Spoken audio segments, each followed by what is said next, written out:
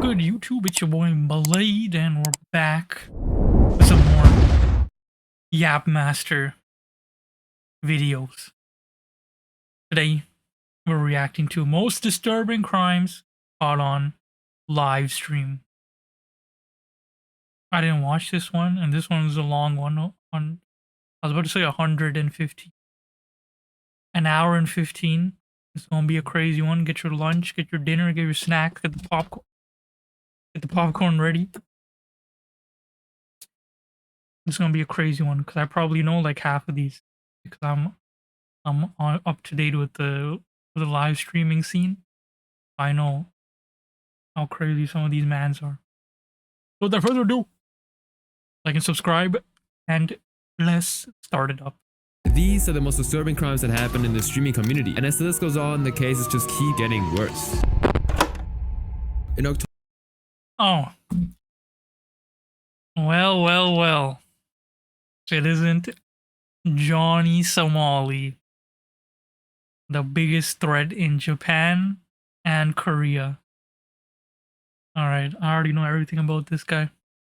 October of 2022, Ramzi Khalid Ismail began his YouTube career under the moniker Johnny Somali by posting vlogs that mainly showcases night outs at parties and clubs. After his first video titled Halloween 2022, he would then move to Bangkok, Thailand, and begin uploading content from there, hoping to make a name for himself on the platform. However, most of his videos only managed to get a few hundred views at the time, with just one club video going viral. Johnny figured that he needed to garner more traction to grow his viewership, and this pushed him toward IRL streaming, a huge trend at the time, driven by a wave of creators who were finding major success with it. But instead of presenting himself to be likable and deserving of respect, Johnny had other things in mind. His goal was to form clips and essentially attract lots of viewers by disturbing the peace in countries known for their friendly and welcoming nature. And in May of 2023, Johnny arrived in the country for his first IRL stream, and not even a full day later, he would draw attention to himself on a subway train where he began harassing a Japanese passenger. You know Hiroshima, Nagasaki.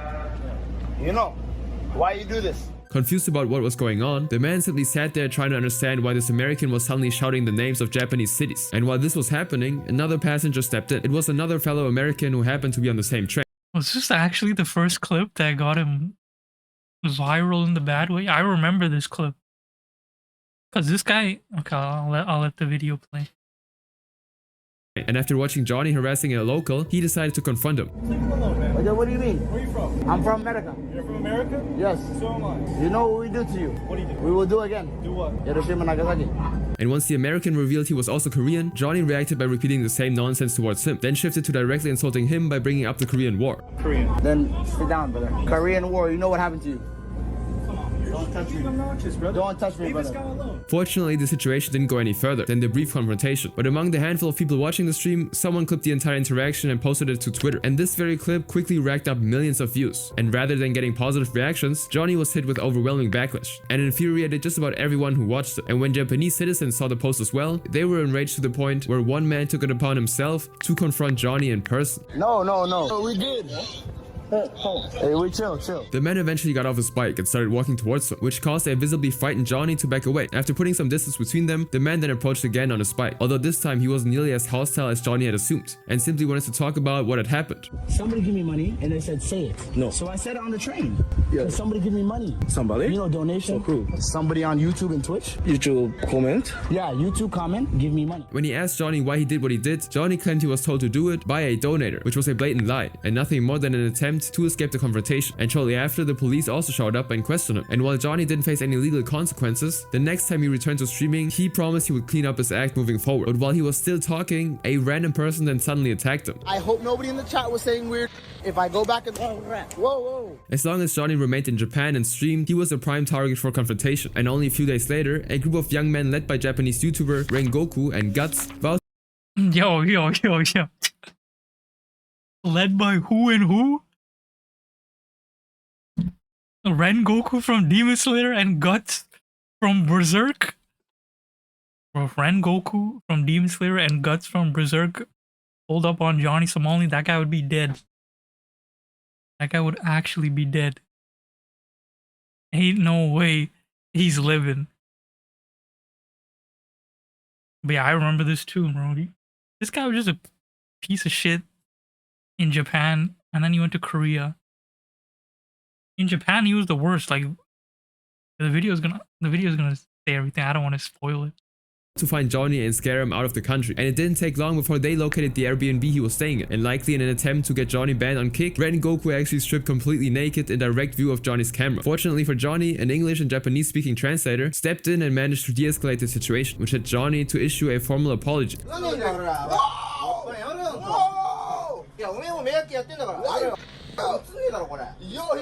Gomen aside, Japan. Gomen. Oh yeah, they made him do a formal apology. But you know this guy doesn't care. He's still gonna continue doing the bad stuff.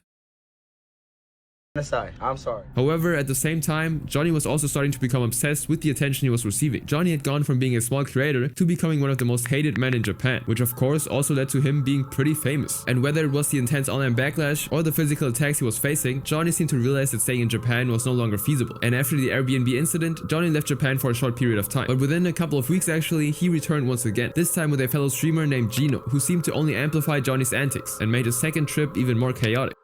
One of the first notable moments on this trip was when Johnny and Gino decided to stop by a McDonald's at around 1 AM, and almost immediately after walking in, Johnny became rude and made a racist remark about the Japanese language. Yo, this in Mulan language. What does it say? This is in Mulan language. What does it say? And while ordering his food, he was purposefully being loud and verbally aggressive toward the woman taking his order to get a reaction off of her. But things would only escalate when a different employee brought them their food and politely asked them to not point the camera at him. And Johnny, of course, responded by aiming the camera straight at the employee, which caused him to walk away with the order and call the police instead. Give me the food. I'm getting you on camera, bro. Just give me the food. Bro, you already paid for the food. Just give me the food. Whoa! Johnny and Gino then stepped outside for a moment, yelling and screaming, before charging back into the store and demanding their food. And because he was most likely tired of their constant harassment, the employee gave in and handed it over. But as soon as they began walking out, a man on a bike suddenly attacked Johnny Okay, I don't remember this one. I didn't see this clip. again.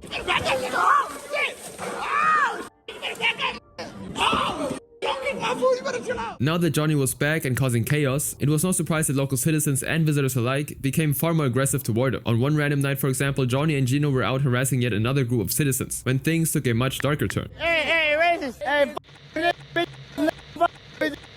whatever. I don't know what's going on. Oh, this is where he gets. Okay, I'll let the clip play. All you have to say Don't is grab nothing. Boom. There he is. This man whacked him, boxed him in the.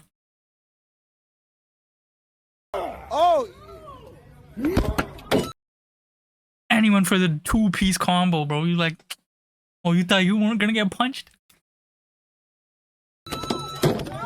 With 2 clean punches, both Johnny and Gino were knocked out, and by the time they regained consciousness and picked up their cameras, Johnny's mouth was visibly bloody from the encounter. However, even this didn't stop him from causing even more chaos all over the city. He knew Japan had strict social norms, but he also understood that most of his antics weren't serious enough to get him arrested or deported. But it was only a matter of time before he pushed it too far and found himself in handcuffs. On August 30th, 2023, Johnny and Gino arrived at an active construction site in Osaka's Chuo Ward and decided to enter without permission. he's going into the warehouse. Nah, this is wild.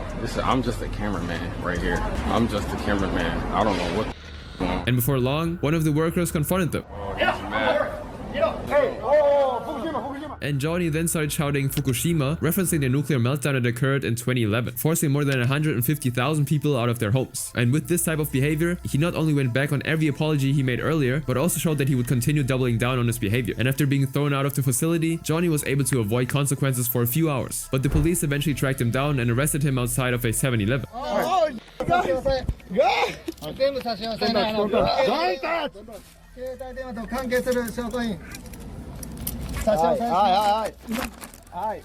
Alright, it's on. Now Gino wasn't actually on the scene during the arrest and reacted to the news from his hotel room. He seemed convinced that he was safe from being taken into custody, and after waiting a few hours, he decided to step outside too. What he didn't realize, however, was that the police were already waiting for him, and as soon as he saw them, Gino had no choice but to speak with the officers. And a few moments later, he shut down his stream and was escorted to the station. What do you mean they're looking for me? I'm in the hotel right now, bro. I'm literally in my hotel right now. The cops, if they want me, I'm sitting right here, bro. I have no reason to run, bro. However, his arrest didn't actually have anything to do with the construction site trespassing. Instead, it was for an earlier incident where he blasted loud text-to-speech donations inside a restaurant. Chinese virus.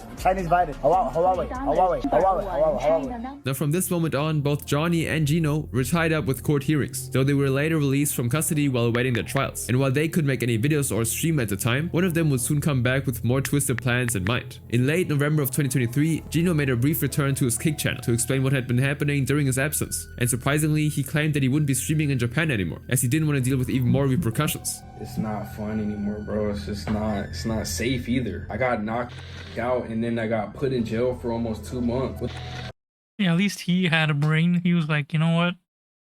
That's too much. I gotta get out of here. But the other guy, Johnny, no. He was like, nope, okay, you leave, bro. I got this under control, man. He's gonna go even further beyond what he's already done.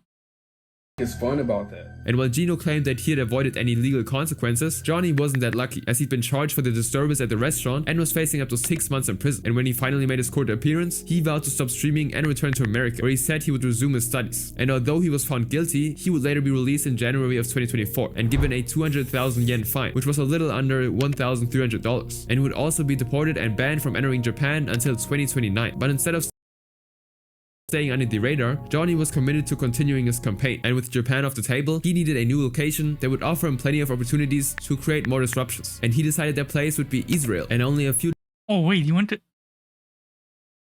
Oh yeah. I think I remember. Okay, if he shows the clip, I remember. days after he arrived, he'd already made his presence known by provoking altercation with people passing by, which led to him getting jumped almost immediately. What was the problem earlier? What was the problem earlier?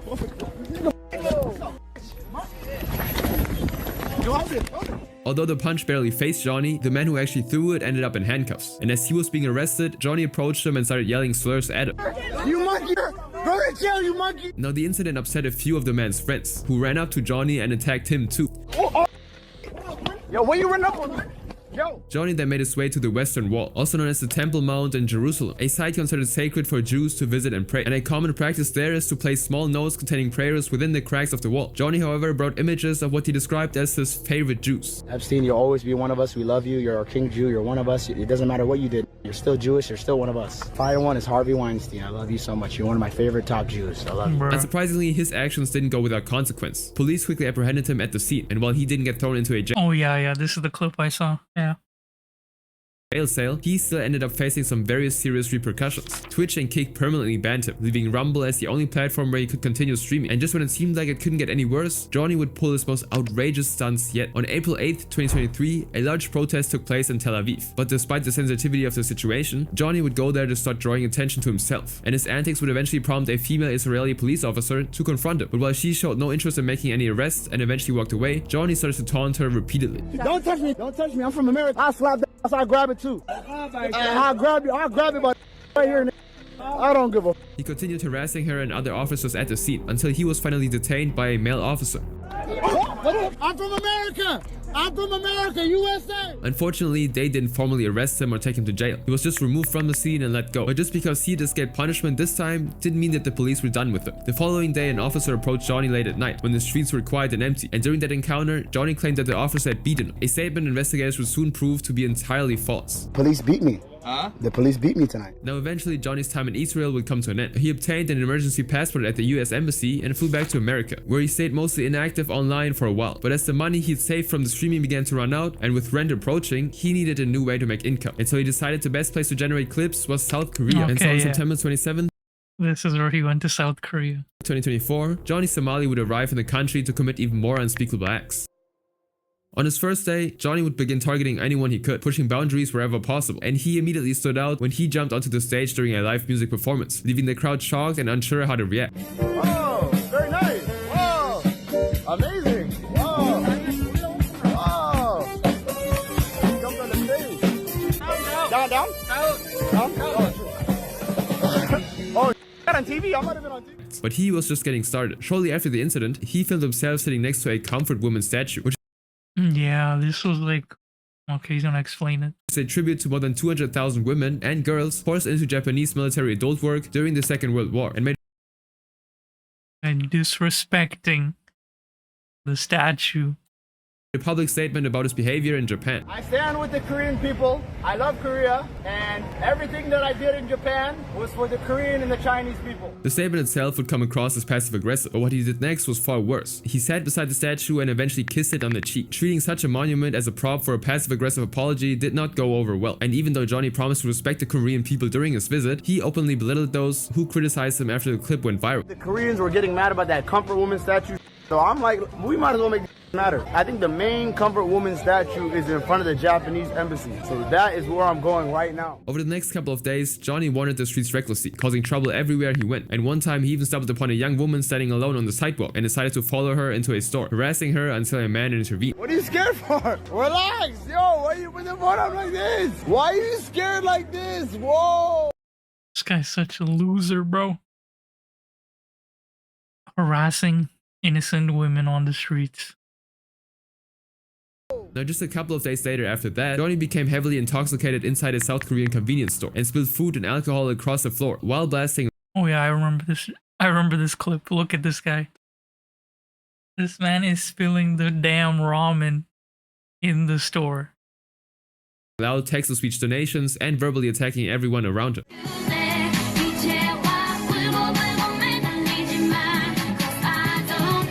Was right to say you should never have kids. Your father was right. Your father was right.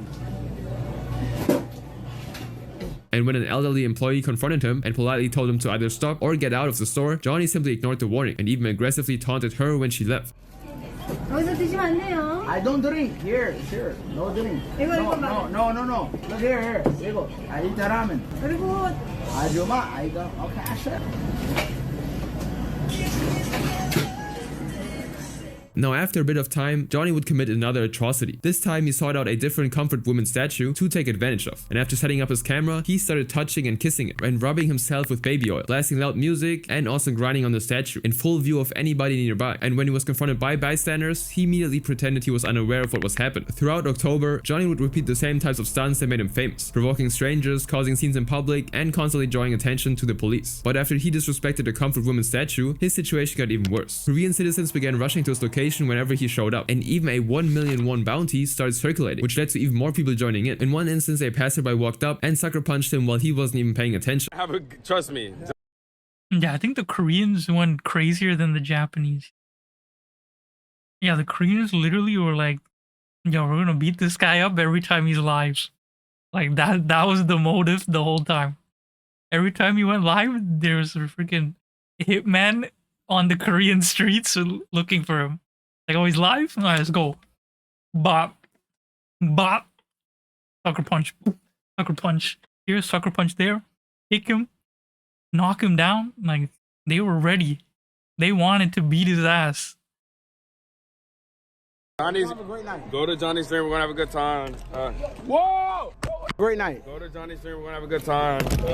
Whoa! But the attacks didn't stop there. A few days later, he would get jumped and chased down the street by another group of angry Korean citizens.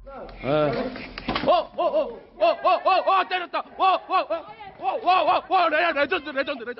the next day after that, another Korean YouTuber confronted him and nearly knocked him unconscious. 어디 가? What you mean? 어디 가? 어디 가? What is 어디 가? Oh. Yo. What is this?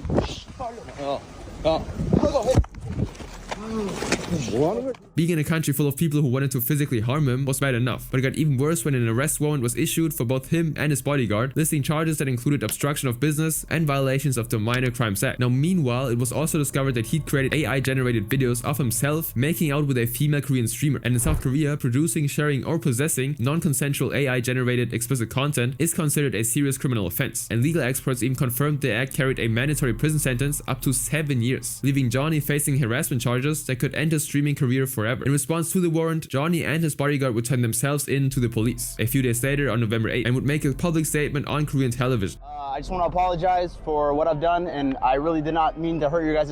This guy capping, bro. Pride this much. You guys are good people. You guys are great people. Now, even as he stood before the cameras, pretending to be remorseful, it was clear that Johnny didn't truly mean a word of what he said. And even his fake apology wasn't enough to save him from getting charged over the convenience store clip, and he was ordered to remain in the country while awaiting his verdict. Now, he actually tried to convince the South Korean public that he was done with his trolling and harassment, but the moment he was released from jail, he again quickly abandoned that act. Just saying I'm getting 29 years. Y'all not gonna catch me alive. Dennis Rodman? I'm the next Dennis Rodman. Johnny officially returned to streaming on March 7th, planning to broadcast his own trial. I will be live streaming the trial. I will be live streaming before, during, and after. But when the day came, he showed up late, noticeably drunk, and walked into the courthouse wearing a mega hat, which immediately caused problems. Now another YouTuber named Atozi, who attended the trial, also noticed that Johnny was carrying a massive water bottle, and once everyone realized why, it became clear he wasn't taking any of this seriously. On top of that, he was also carrying a massive water bottle. That's not allowed in court either. He got in trouble for that, and the reason he had that water bottle was presumably because he decided to go live last night at 3 in the morning, and he drank a bunch on the stream, so he was too drunk to make it to court on time. So that water bottle was most likely to sober himself up, because he showed up to court more than an hour late. Due to the state in which he arrived at the courthouse, the hearing ended up being postponed, and based on what people saw that day, many believed he was now facing multiple years in prison, especially as new charges continued to emerge while the case moved forward. Then, he had a massive smile on his face until the judge started reading all of his charges. So the people who witnessed this, they're believing that he's looking at about 3 to 5 years in prison at least for all of this. And then also they announced a new case. However, as the new trial date approached, his behavior spiraled even further. A few weeks later, he was seen screaming in the streets, almost completely unclothed and drunk. He then wandered through the city in nothing but his underwear until a police officer stopped him, arrested him, and took him to the station. Korea #1, yes! Korea. Oh, police? Oh, what the are you? Relax. No touch. Why are you touching me? Why are you touching me? I'm jogging. Why are you touching? But because he was already in the middle of a pending trial, they let him go. Now soon after he left the station, a still intoxicated Johnny began live streaming inside a store, blasting again loud text-to-speech donations through his speakers. And one of the donations played a goofy German song, and Johnny responded by throwing an anti-Semitic salute. Oh no, don't tell me he's gonna do it. Of course he's gonna do it. Now during another stream, he revealed another brand new deepfake video he created. No one ever show that. That looks like a child, bro. That looks like a child. His drunken rants and hollow threats were one thing, but directly committing crimes during an active court case was just a recipe for disaster, which earned him an additional charge related to explicit non-consensual content, pushing a situation from bad to catastrophic. At this point, Johnny was facing 2 obstruction of business charges, each carrying a 5-year sentence, along with 2 charges related to unlawful acts involving another person, which totaled 21 years. Altogether, he was staring down at around 31 years behind bars. But Johnny had grown reckless, and the rising danger only pushed him further. He even claimed that if he were ever infected with HIV or AIDS, he'd turn himself into a super spreader, trying to infect as many uninfected people as possible. What the? Oh my. Ain't no way that happened. What the hell? To explicit non-consensual content, pushing a 21 years. Altogether, he was staring down at around 31 years behind bars. But Johnny had grown reckless, and the rising danger only pushed him further. He even claimed that if he were ever infected with HIV or AIDS, he'd turn himself into a super spreader, trying to infect as many uninfected people as possible. If I ever caught HIV, I would become a super spreader. I'll say it right now. I don't care. And he even made things worse with threatening the judge on his case and their family during a live stream. Causing anxiety by carrying a fish. Tell the judge you can suck my. I'll bring a fish to your mother's house. His next court case appeared on May 16th of 2025, where he pleaded guilty to every charge except the ones tied to the deepfake videos. Yet even with one foot practically in a jail cell, Johnny still didn't stop. He tried to imitate the female streamer featured in his AI videos, hinting that she could actually face legal troubles if she kept pursuing the case. She showed that image as well on her stream, right? So guess who went to the police station? I put charges on Bong Bong. Bong Bong getting charged too. And as of today, he actually still streams on a site called Party, broadcasting to a tiny audience, while clips of his behavior continue to spread across YouTube. This next case, however, involves This guy should just stop. Who the hell watches him, bro? Like, bro, if you actually watch him, you need help. Probably like 4chan users, bro. That's who watch freaking Johnny Somali and freaking Jack Doherty and trash. Watch those trash people that stream on Party. the couple who suddenly found themselves targeted for their money. Oh, isn't this Amaranth? It was 10:51 p.m. on March 2nd, 2025. 31-year-old American influencer Caitlin Siragusa, known online as Amaranth, had been lying in bed at home trying to fall asleep when she suddenly woke up to the sound of two heavy thuds coming from the floor below her. At first, she wasn't sure what it was. The noise didn't sound like her dog's, and it didn't sound like her husband Nick either. The only thing she could compare it to was someone possibly breaking into the house. And so scrambling for her phone, she called Nick, and when he picked up, she immediately asked where he was. And although he told her that he was on the property, he explained that he was in another building across the driveway. But within minutes, those thuds escalated into a sharp, violent crash, and before she could react, 3 masked men had smashed through the sliding door beneath her floor and within seconds forced their way into her bedroom. One of them raised a gun to her head. They screamed at her to get up, and as she panicked, unsure of what any of them wanted, they struck her repeatedly with a pistol, while one of the intruders demanded to know where her cryptocurrency was. Now knowing that they were after her money, Caitlin realized that this was likely connected to a post she'd made on Twitter just days earlier, where she mentioned having more than $20 million. What the intruders didn't know, however, was that she was still on the phone with Nick, who was now aware of everything happening on the other end of the line. And as soon as he heard the screaming, the threats, and the sound of them hurting her, he rushed into the bathroom to grab his registered gun and put on a Kevlar vest he kept for emergencies. Meanwhile, Caitlin remained cornered by the 3 men, and because they clearly had no understanding of how crypto actually worked or how complicated the process was to transfer anything close to that amount, she began thinking of a way to turn the situation around. She started leading them through the kitchen, dragged by her hair by one of the men, while the 2 others followed behind, shouting at her to find the crypto immediately. She kept moving, guiding them across the driveway and toward the building where she knew that Nick was waiting.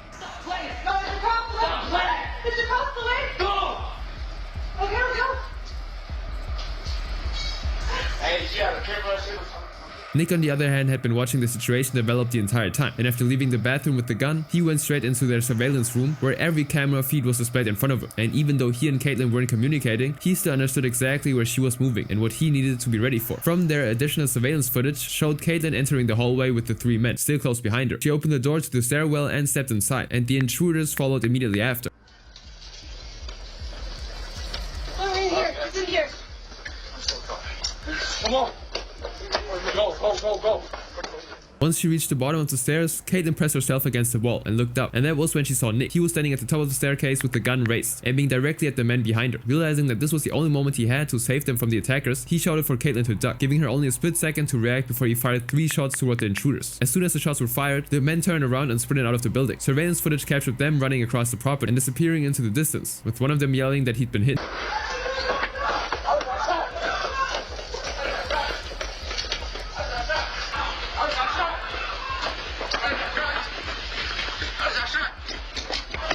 Nick chose not to chase them. Instead, he focused on getting Caitlin to safety. He also brought her upstairs and into their panic room before barricading the door and calling the police. He also used her Twitter account to get immediate attention, posting, "I'm being robbed at gunpoint. This is not a prank. Help." Within minutes, multiple officers arrived, secured both of them, and confirmed that the intruders had already fled. And the only thing taken was Caitlin's MacBook, which, considering the circumstances, was the result of both of them reacting quickly and doing what they could to control the situation. But what neither of them knew at the time was that this wouldn't be the last encounter, because later that evening, they would cross paths with one of the attackers again. Because of the injuries she suffered from being beaten, pushed around, and pistol whipped, Caitlin went to the hospital to get treatment from the bruises on her face and hands. And after she was discharged and returned home, she remembered her stolen laptop and decided to track its location. And that's when she realized that the MacBook had actually pinged at the same hospital she had just been in, almost Oh, what the hell? certainly because one of the attackers needed medical attention after being shot and still had the laptop with him. And although police hadn't yet figured out how the intruders learned where Caitlin lived, the investigation eventually led detectives to an apartment complex after a resident reported that the license plates had been stolen from 2 vehicles. And while searching the area, officers found school paperwork with the name DeMarcus Morris. And not long after that, another report came in about a dark-colored Toyota matching the description of the vehicle used in the home invasion. Then on March 5th, license plate cameras picked up the same Toyota in traffic, and a trooper pulled it over in Galveston County after the driver failed to use a turn signal. The driver, identified as Brian Anthony Salazar Guerrero, was arrested for not having a valid license. And once the police searched the vehicle, they found a large blood stain on the rear passenger seat. And during questioning during the home invasion, he also confessed that his friend Dylan Nashel Campbell had coordinated the crime and that he didn't know the other 2 suspects involved. Brian admitted he'd agreed to drive in exchange for a cut of the stolen cryptocurrency, and he confirmed that he dropped off one of the suspects at the hospital after Nick shot him. And so investigators now at DeMarcus, Dylan, and Brian, each between the ages of 17 and 19, with the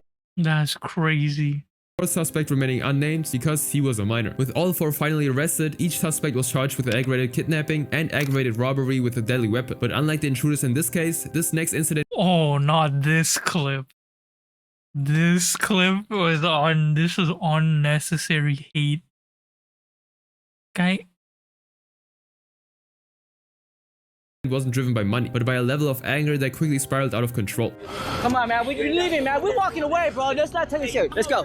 Come on, Roger. Let's go. Let's go, Roger. Let's go. On August 23rd, 2025, 25-year-old professional MMA fighter and kick live streamer Raja Jackson was invited by his coach, Andre Hudson, known in the ring as AJ Mana, to attend a wrestling event called Knox Wrestling, where AJ was performing. And although Raja didn't care much about wrestling, he went anyway just to support his coach. After arriving outside the venue, Andre led Raja backstage to meet the other wrestlers performing that night. And while interacting and bantering with them, Raja was suddenly approached by another wrestler named Psycho Stu, who looked visibly drunk. And what started as what seemed like a stage altercation quickly escalated. Without warning, Psycho smashed a beer can over Raja's head. Hey, I think that's a little... Oh, you don't show it? Now, from the footage alone, it looked like Psycho attacked Raja for no real reason. And even though some online comments suggested the can might have been just a wrestling prop that didn't actually hurt, Raja still reacted by getting right into Psycho's face. However, during the altercation, Psycho asked Raja if he was going to sell it, which in pro wrestling terminology meant if he was going to play into his wrestling storyline, where he would pretend the attack was serious and intended. Who's that? You're good. Who's that? You don't sell it? Yeah. Dude, he's not a fucking worker, bro.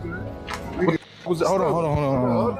I don't play, bro. Oh, sorry. No, we're good. I know you will. We're good. But when he saw Raja had no clue about what he said, he immediately realized that Raja wasn't in the business and reached out to apologize. Rampage. That's so weird.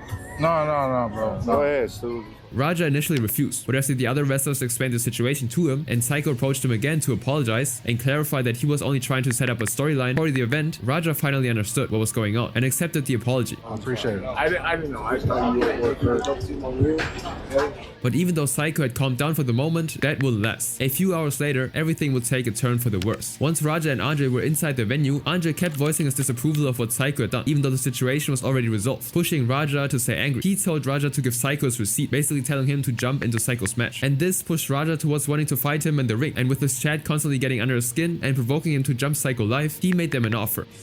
50 subs, knock him out. 50 subs. The situation, along with his frustration, kept escalating until around 10 minutes before the match, when something extremely telling took place. Oh yeah, bro, they basically told him, yeah, you can come on the event, come in the ring, and it's gonna be obviously staged fight where you can beat him up to get your revenge. This guy did not do that one bit, and he literally tried to kill him, and you're gonna see. I don't think he's gonna show what he looked like, but oh my god, this man, terrible incident, bro. This is why you need to control your anger. Okay? Can't see your reflection in boiling water, you know what I'm saying? You need to see it in clear water. Hey, he apologized. He thought you were part of the wrestling storyline where he freaking bonked you with the beer can. He apologized. And then you wanted your get back. And he was like, okay, come in the ring and beat me up. Fake. And then this man went berserk on him and just tried to kill him. Watch. My dad can't never call me a straight up. Raja kept bringing up his dad, Rampage Jackson, who was a well-known MMA fighter, saying he would never let his dad call him a coward by backing away from the situation. But as soon as Psycho entered the ring for his match, Raja was visibly and silently shaking with anger. Now, while the match was going on and Raja got his cue to enter, he rushed in and to everyone's shock, viciously hurt Psycho. He slammed him on his head and even worse, punched him more than 20 times after he was already unconscious.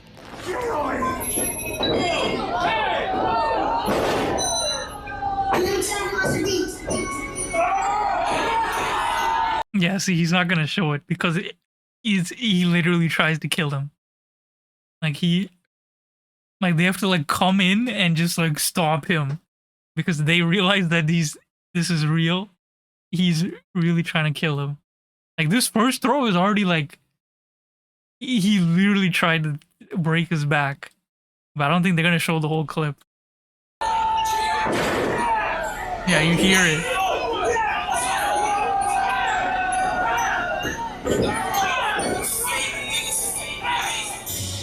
Another wrestler, Doug Malo, who later claimed the promotion told him to stand by in case something went wrong with Raja, jumped in as soon as he saw how brutal the situation was and pulled Raja off Psycho's unconscious body. But it didn't end there, because once Doug intervened, a scuffle broke out between them, with Raja splitting Doug's eye open with a punch before Doug fought back with multiple strikes.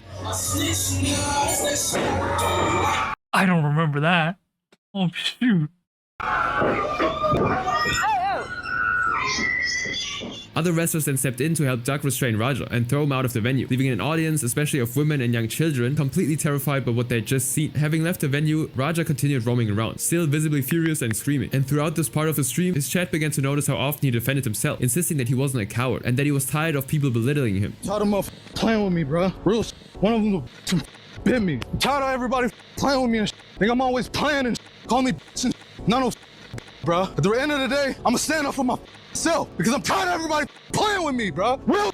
But just a few minutes later, another unnamed wrestler confronted him outside, and Raja immediately flew off the handle again, threatening to fight him and saying he'd do the same to this guy as he did to Psycho. Come on, man. We're leaving, man. We're walking away, bro. Let's not take it serious. Let's go. Come on, Roger. Let's go. Let's go, Roger. Let's go. Roger, let's go. Roger, I'm telling you, let's go. You listen to me. Listen to me, Roger. You need to listen to me right now, Roger.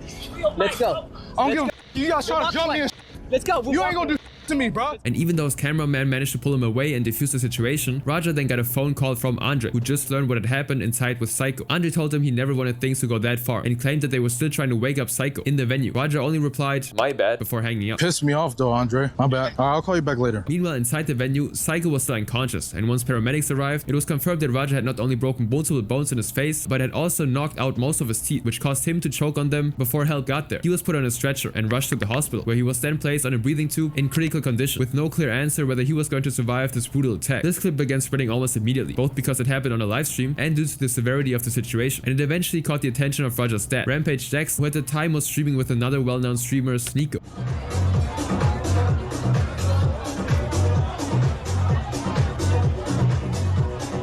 And when they continued watching the footage, both of them were clearly shocked, although Rampage's first reaction was questioning whether Raja would be banned on Kick instead of showing any concern for the man his son had nearly killed. Raja broke somebody's face. My son broke somebody's face. Is Raja in trouble? Is he gonna get banned for it? Shortly after the incident, Raja was permanently banned and has remained so from that point forward. At first, the news would primarily be spread around the MMA community, with various prominent figures condemning the actions of Raja, which led to another response from Rampage, this time on Twitter, where he posted, "I want to clear up the misinformation about my son Raja. I've been confirmed that the wrestler Stuart Smith, also known as Psycho Stu, is awake and stable. Raja was unexpectedly hit in the side of the head by him moments before Smith's match. Raja was told that he could get his payback in the ring. I thought it was part of the show." Bro, yeah, it's freaking staged, bro. Wrestling is staged. This man was like, oh, payback? I'm gonna give him more than payback. Like, you could have... I'm saying some people... Maybe he might have daddy issues. I don't know, man. After doing all that, he was like, I'm not a B. Don't calling me a... I'm not soft. Like, bro, that's not how you make yourself look like a macho man. Makes you look like a freaking killer that needs to go to jail. It was a bad judgment and a work that went wrong. Raja is an MMA fighter and not a pro wrestler and had no business being involved in an event like this. I don't condone my son's actions at all. He suffered a concussion from sparring only days ago and had no business doing anything remotely close to physical contact. The concussion that Rampage mentioned had actually happened the day before the assault. During training, Raja's sparring partner threw an irresponsible spinning kick that wobbled him and left him with a concussion. But in his tweet, Rampage continued by saying, "As a father, I'm deeply concerned with his health and well-being of Mr. Smith. That being said, I'm very upset that any of this happened. But my main concern now is that Mr. Smith will make a speedy recovery. I apologize on his behalf and to Kick for the situation." Many commenters immediately took issue with this response, pointing out that the entire incident was streamed live on Kick, so the idea that this was all some kind of misunderstanding could be disproven by simply watching the footage. People in the MMA community also made it clear that a concussion was no excuse for what many saw as attempted murder, and despite the various flaws that could be seen in the response from Rampage, he at least still showed empathy towards Psycho and clearly condemned the actions of his son. But in the weeks that followed, more information surfaced about Psycho's condition. After being rushed into intensive care immediately after the incident, he later explained he suffered a severe head injury, trauma to both both jaws, a lacerated upper lip, and multiple lost teeth before being discharged on August 31st. And with those injuries confirmed, the legal process around Raja continued to move forward. Now, Raja was actually arrested on September 18th and arraigned on October 9th, where he entered a not guilty plea to 1 count of felony battery causing serious bodily injury, along with a misdemeanor battery charge. Now, as of now, his next court date is scheduled on November 24th. Unlike this incident, however, the next case began with a single allegation, one that would set off a chain of events involving multiple innocent lives. They behind me. They gonna kill me, y'all. I'm gonna make them kill me, y'all. On December 28, 2024, 36-year-old Antavius Brown sped through the streets of Columbia, South Carolina, with numerous police officers chasing him. He had nothing to lose anymore, as the life he'd built for himself and his family was now completely destroyed, and the events that followed would end in a tragedy involving innocent lives. But to understand how he ended up in this situation, we have to take a step back and look at the incident that caused everything to fall apart. This is Antavius, founder of GB Tequila, recording artist and a father who adored both of his sons, whom we'll call Ethan and Josh, along with his girlfriend, Nudira Tapia. And while they were living a life that seemed full of joy and success, the first cracks in their family would begin to show just days before Christmas. On December 23rd, 2024, as they were getting ready for Christmas Eve, Antavius made a post on Facebook saying, "I just want to say I appreciate all the love and support. Life has been a real journey, and overall I'm blessed no matter the way it goes." And while hundreds of people reacted to his post with care and affection, they were met with something none of them expected. When just minutes later, Antavius published another message. "When I know I'm righteous, I'll go to war with whoever and die about it. Don't play in my face or whip my name. Win, lose or draw. I'll throw it all on the line." As this post spread through his following, Nudira's mother, Maria, came across it, and moments later, people in the comment section saw yet another message appear. This time it was Maria, responding directly to him, writing, "Hello everyone, for those who don't know me, I'm Lada Ma Popular's mother. I don't understand how a person can be so bad. You're definitely not a man. You have no respect. I want to tell everyone, if anything happens to my daughter, they already know who was a violent and bad man. Don't believe everything he's saying. He's out of his mind." And as more and more people watched this unsettling exchange play out, they began to wonder what was actually happening behind the scenes. And not long after, Antavius decided to go live to explain the situation. Don't allow fake love, obligations, and expectation. Give a what you think about me. You ain't live my shoes. Your story, my story, my story. You feel how you feel how I feel. I'm a man just like you. I put on my pants and my 2 shoes too. But one thing I ain't gonna let nobody do, you feel me, is play with my feelings, my heart, my emotion. Anybody know me, they know I step with everything I do, you feel me, because I'm passionate about everything I do. Shortly after the live, dozens of comments began discussing what he meant by having his feelings and heart played, until one alleged relative of his, named Drummond, made a comment saying, "I talked to him the day he caught his girl cheating, and again 2 days after. The second time I spoke to him, he really didn't want to talk about it, because his son was coming to see him, and he didn't want to have bad vibes around his son for the holidays. Why can't you all understand? This man was truly hurt by another man being with his girl in their home where he pays bills." And with Nudira's cheating allegations, damn, not the cheating. That's what does. Well, you don't cheat, bro. Y'all gotta be faithful. You have kids too with this man and you cheat. I never understand cheating, bro. You should never cheat on your wife. You never cheat on your husband. You're supposed to love each other like God intended, bro. You guys marry, you say your vows till death do us part. But y'all still be cheating like that? Come on, man. Think about the children.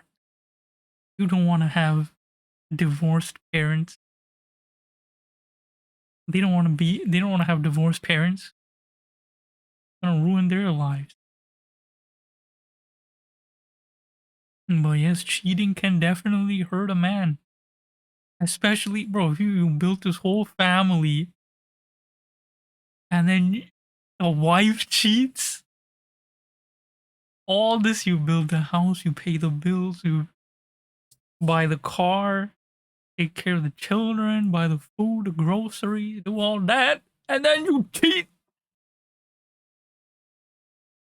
Now, what he's doing is not a valid crash out, but that definitely will hurt any man who goes through that. spreading across their community, she grabbed her phone and went live as well, hoping to share her side of the story. I also wanted to come here to clarify some things because I know some of you, if not all of you, are seeing that some crazy things happening on the social media with me and my ex-partner, right? I'm not going to get into details, but what I am going to say is, if you personally know me, then you know this is not for you. This is mainly for the people who don't personally know me and are only hearing one side of the story. After responding to the accusations, it seemed like things were finally clearing up. But what fans didn't know that this one allegation would become the catalyst for a horrifying tragedy. On a typical weekend on December 28th, as Nudira's friends commented on one of her posts to check on her well-being, she suddenly gave a haunting reply. You good, boo? No, my life and others are in danger. Uh-oh. What is he doing? And just a few hours later, Nudira was confronted by Antavius inside their home, still convinced she had cheated on him. Their argument escalated quickly, with Ethan and Josh standing by and watching everything unfold. And when Nudira couldn't take it anymore, realizing the danger she and her children were now in, she grabbed the boys and ran for the front door. But as soon as they reached the doorway, Antavius pulled out a gun from his waistband, and a single shot echoed through the house. Shockingly, Nudira felt the bullet tear into her leg, and as Ethan and Josh began panicking, Antavius walked towards them and forced the wounded Nudira into a car, while the kids watched their bleeding mother being driven away. Antavius drove her to a nearby hospital, and once they arrived, medical staff rushed to her side. While they treated her, she pleaded with the nurses, terrified for her safety, saying, He shot me. Please don't tell him that I told you, but he's the one who shot me. He's going to go back to the house. Please don't let him kill the... Antavius grew more agitated and would threaten to go back to the house and hurt the little humans and himself. After leaving the hospital, he took off without anyone knowing where he would go, prompting a quiet signal between staff members to call the police, who were already responding to reports of the shooting at the Crossville Apartments, the same street where Nudira lived with their kids. The authorities obtained a description of Antavius' vehicle, a 2021 Dodge sedan, which the South Carolina Highway Patrol later found parked behind a business on the 4000 block of Leesburg Road. And since this area fell under the Richland County Sheriff's Department, deputies were brought in to assist. And while the officers tried to make contact and take Antavius into custody, he instead, in a desperate attempt to evade legal consequences, hit the gas and fled the scene. This both resulted in a pursuit involving both Columbia Police and Richland County Sheriff. And while being chased, Antavius started a live stream. They behind me. They gonna kill me, y'all. I'm gonna make them kill me, y'all. As he continued repeating that this was the day he would die, he suddenly collided with a 2001 Toyota SUV, about 6 miles from where the officers first attempted to stop and 4 miles from his home. But even after the impact, he kept driving until he crashed into a 2005 Toyota sedan, driven by a 52-year-old Ryan Heyman, who'd stopped at a traffic light with a stop. Once police arrived, they found Antavius in his car with a likely self-inflicted gunshot wound. Paramedics rushed him, along with everyone else involved, to the hospital. But at 10:30 p.m., less than an hour after the pursuit began, doctors confirmed that Antavius hadn't survived the impact. And while they gave their best efforts to save the others, Ryan and his dog suffered injuries that were far too severe, and unfortunately, neither of them made it. The condition of the sedan's driver, on the other hand, was never clearly reported, but Nudira at least would recover from her wounds, and Ethan and Josh were eventually found safe and physically unharmed. This next incident, however, began with a betrayal that would set off a series of events. What the heck? Who the hell is this guy? With devastating consequences. Oh, he was on the cover of the... He was in the very beginning.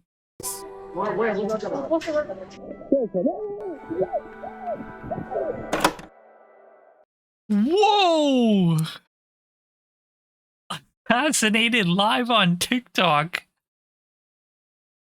Gang Shouyang was a 29-year-old man from China who had a passion for traveling to as many countries in the world as he could, and along his journey he decided to visit a continent where he would stay a little longer, Africa. Although he never actually planned to stay there, the more he moved through different regions, the harder it became for him to leave. And by the time he reached Zambia, he felt connected to the place in a way he hadn't anywhere else. That feeling eventually pushed him to look for work so he could remain there. Now, not much is known about what his early travels looked like. Oh, isn't Speed?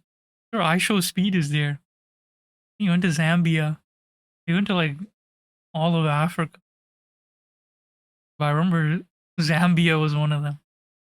Before this point, but it was in Zambia where he met a local girl named Margaret. Their first conversations were simple, yet they clicked right away. The two started to share their affection with each other, before eventually becoming an actual couple. Now most of their time together was spent exploring the country, trying new food, and sharing the parts of Zambia they both appreciated. As they continued traveling, Gang started filming the moments he experienced, and it didn't take long before he realized he wanted to share them with the rest of the world, which led him to start posting his clips online under the name Fatty Goes to Africa. And Xiaopeng? That's how you say fatty? Good to know. Xiaopeng. almost immediately, the videos gained a lot of attention. Viewers in China specifically enjoyed watching him move from place to place, meeting new people and tasting dishes most of them had never heard of. And with Margaret now joining in on nearly every trip, the two would end up documenting more of the continent, along with their audience witnessing their every journey. In the months that followed, Gang gained a staggering following of almost 5 million. And even though it was just Margaret and him traveling at first, he even eventually brought some of his fans along. And their growing team began creating content together. And with Gang as the face of the group, they started appearing on social media platforms more often. But while most of them got along, this wasn't the case for 37-year-old Feng Shengyang, otherwise known online as Ayun, who had also started spending time with them. Other members of the group said Feng would make unusually awkward content, which stood in stark contrast to the cheerful vlogs they were producing. Gang, on the other hand, had no issues with Feng and still welcomed him into the team and even inspired him to keep creating content. Yet even with Gang trying to keep him involved, tensions inside the group began to build off camera, and before long, this guy literally looks like an alien, bro. He has an alien head build. Guy's hairline is freaking receding like crazy. Jesus Christ, he literally has the alien shape head. For a second, I thought it was Fatty. But I was like, this guy's just so wholesome. This is a wholesome channel he made. It's like W man, bro. But this guy's the real problem, it seems. Feng was removed from the team. To Gang's surprise though, Feng stayed in contact. He understood the situation and continued speaking with him and worked on his own content while traveling around the world alone. And for a while it seemed like there was no tension between them, despite what had happened. But a situation would soon unfold that changed both of their lives forever. In 2022, their friendship began to fall apart over an alleged robbery. Gang was preparing to return to China for a short time, and before he left, Feng said he gave him 10,000 won, roughly $1,400, to buy him a new iPhone. But when Gang came back, Feng claimed he never received the phone or the money. He took his frustrations online and criticized Gang publicly, which caused some viewers to turn against him. However, Gang denied the accusations and ignored the comments, as he didn't want to draw attention to Feng, who he once considered as someone he could trust. But much to Gang's dismay, the accusations didn't stop there. Feng also claimed that Gang and his friends had sent COVID-infected food to his home and even showed up in person to wreak havoc in his house. And unknown to them, these allegations would set in motion a chain of events that would end in tragedy. On December 4th, 2022, Gang went live from Nepal with two members of his team, Li Shuzan and Wang. They'd been staying there for a few days, and the stream was going normally until someone in the chat mentioned that Feng was in the country too. Gang didn't look surprised. He said he already knew that and told his viewers that he'd come to Nepal to find Feng and beat him up. However, Gang wasn't aware that Feng was actually watching the stream too, and he'd been moving around the same area, close enough to follow Gang without being noticed. And at around 10:30 AM near Indra Shok in Kathmandu, he finally stepped in. Feng pulled out a knife and lunged at them, stabbing Gang in the chest, the stomach, and lastly the left side of his head. Li, completely caught off guard, was also stabbed multiple times in the stomach, while Wang, who was the farthest away from Feng, managed to get away. The livestream cut out with high-pitched screams and the camera shaking across the pavement, and Gang was half sitting in the middle of the street, covered in blood and disoriented, pressing his hand against his stomach to check the wound while gesturing for a phone, signaling the people around him to call for help, as Feng stood over him yelling in Chinese. And because nobody near could understand the language and were too shocked to process what was happening, several minutes passed before anyone reached out to emergency services, and it was only when Wang returned to see what was going on that help was finally called. As soon as paramedics arrived, they immediately rushed Gang to the National Trauma Center, but unfortunately Gang wasn't able to survive these fatal injuries. Li, on the other hand, was able to pull through, while Feng was quickly arrested by police officers and was sent straight to jail. This next case, however, involves someone whose final moments were captured. Damn, bro. You should have beat him up, bro. Hey, killed a man on TikTok. You actually killed a man on TikTok live. Life, exposing a horrifying scene to thousands of viewers. Mexican authorities are investigating the murder of a TikTok beauty influencer. Valerie Marquez was beauty salon tragedy.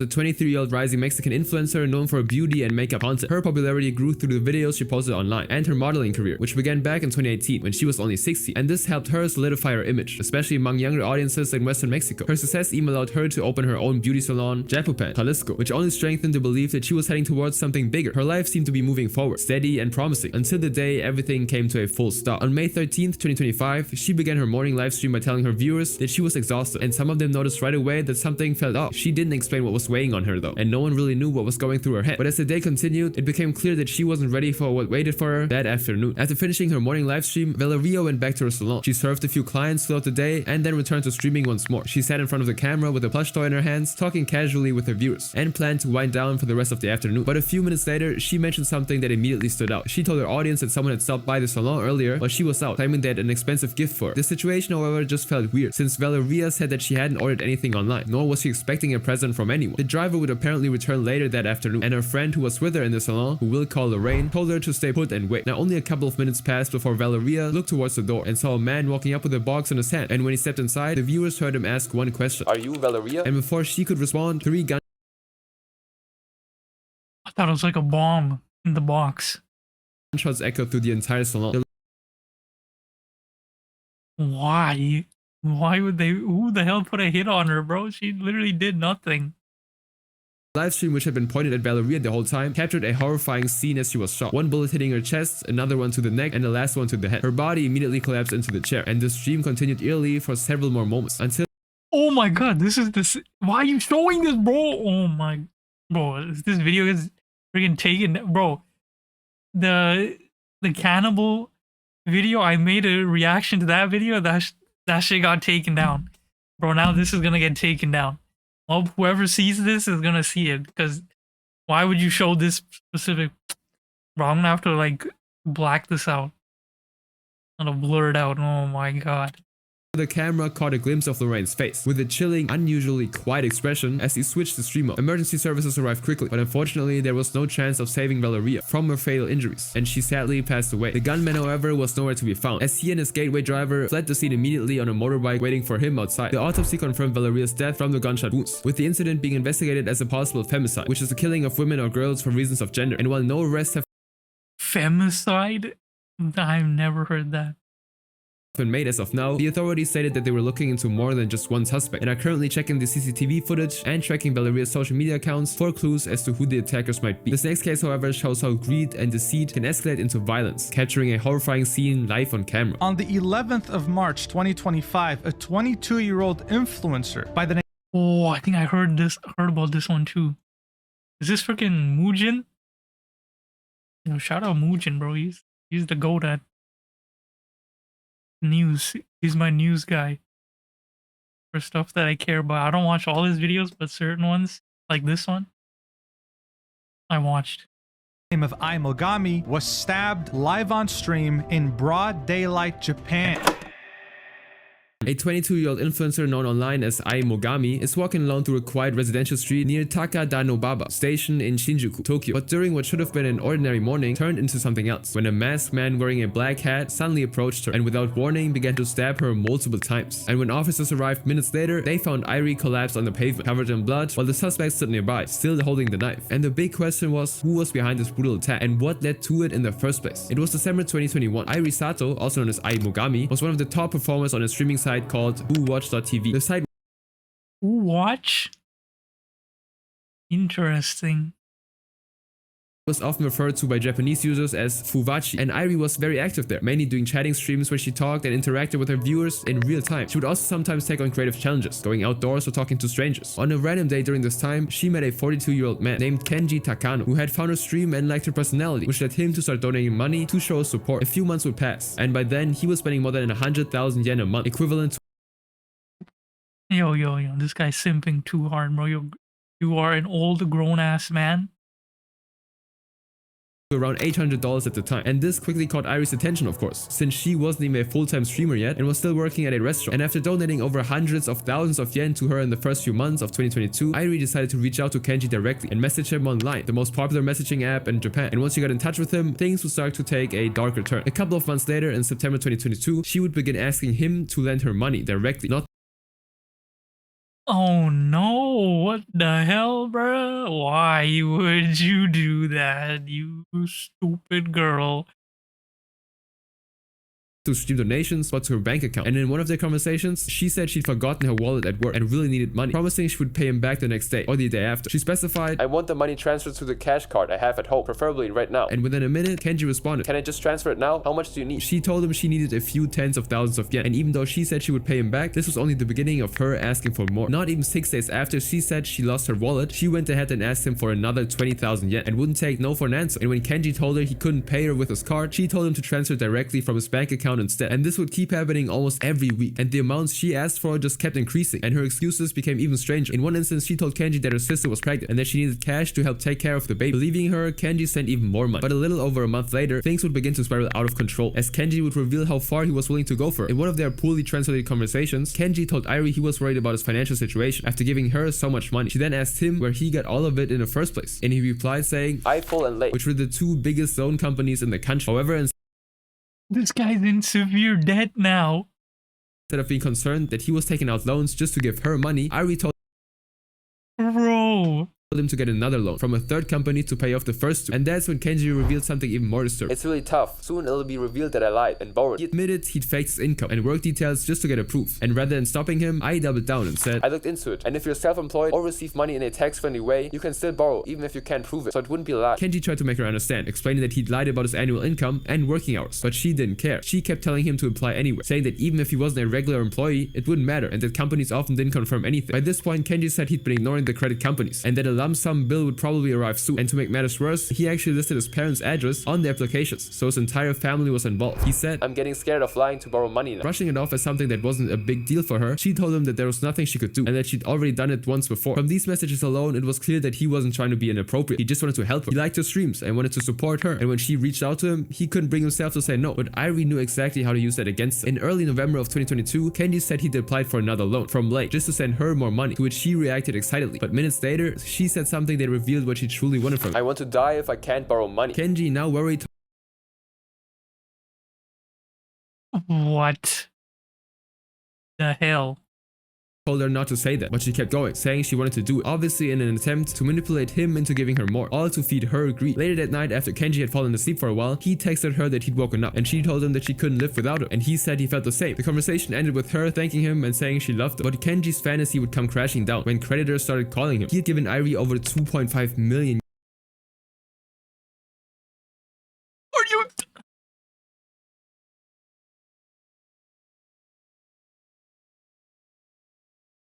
Isn't this guy like 40 something? How stupid are you?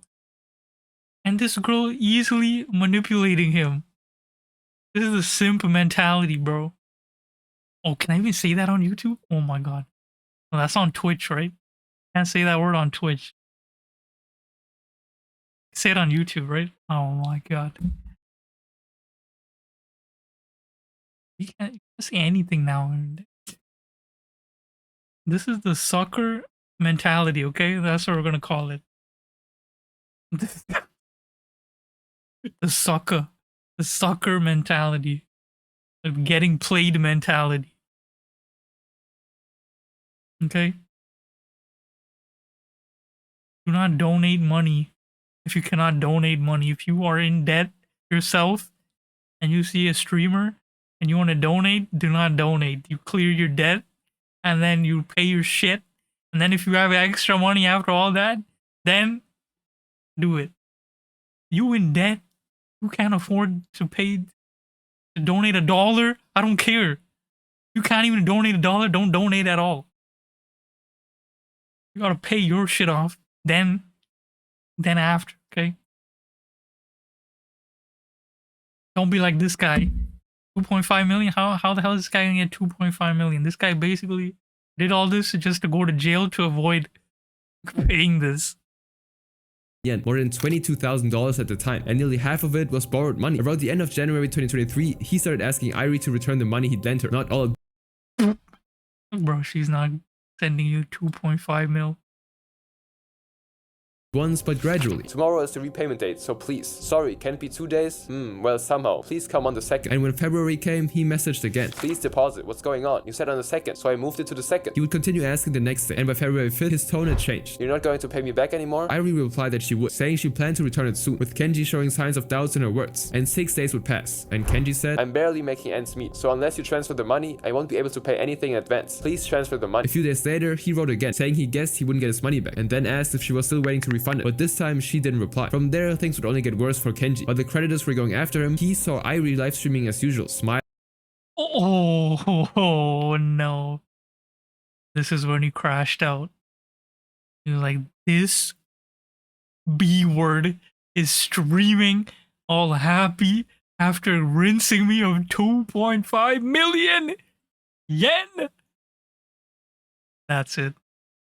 And receiving donations, and even celebrated her engagement to a new fiancé. She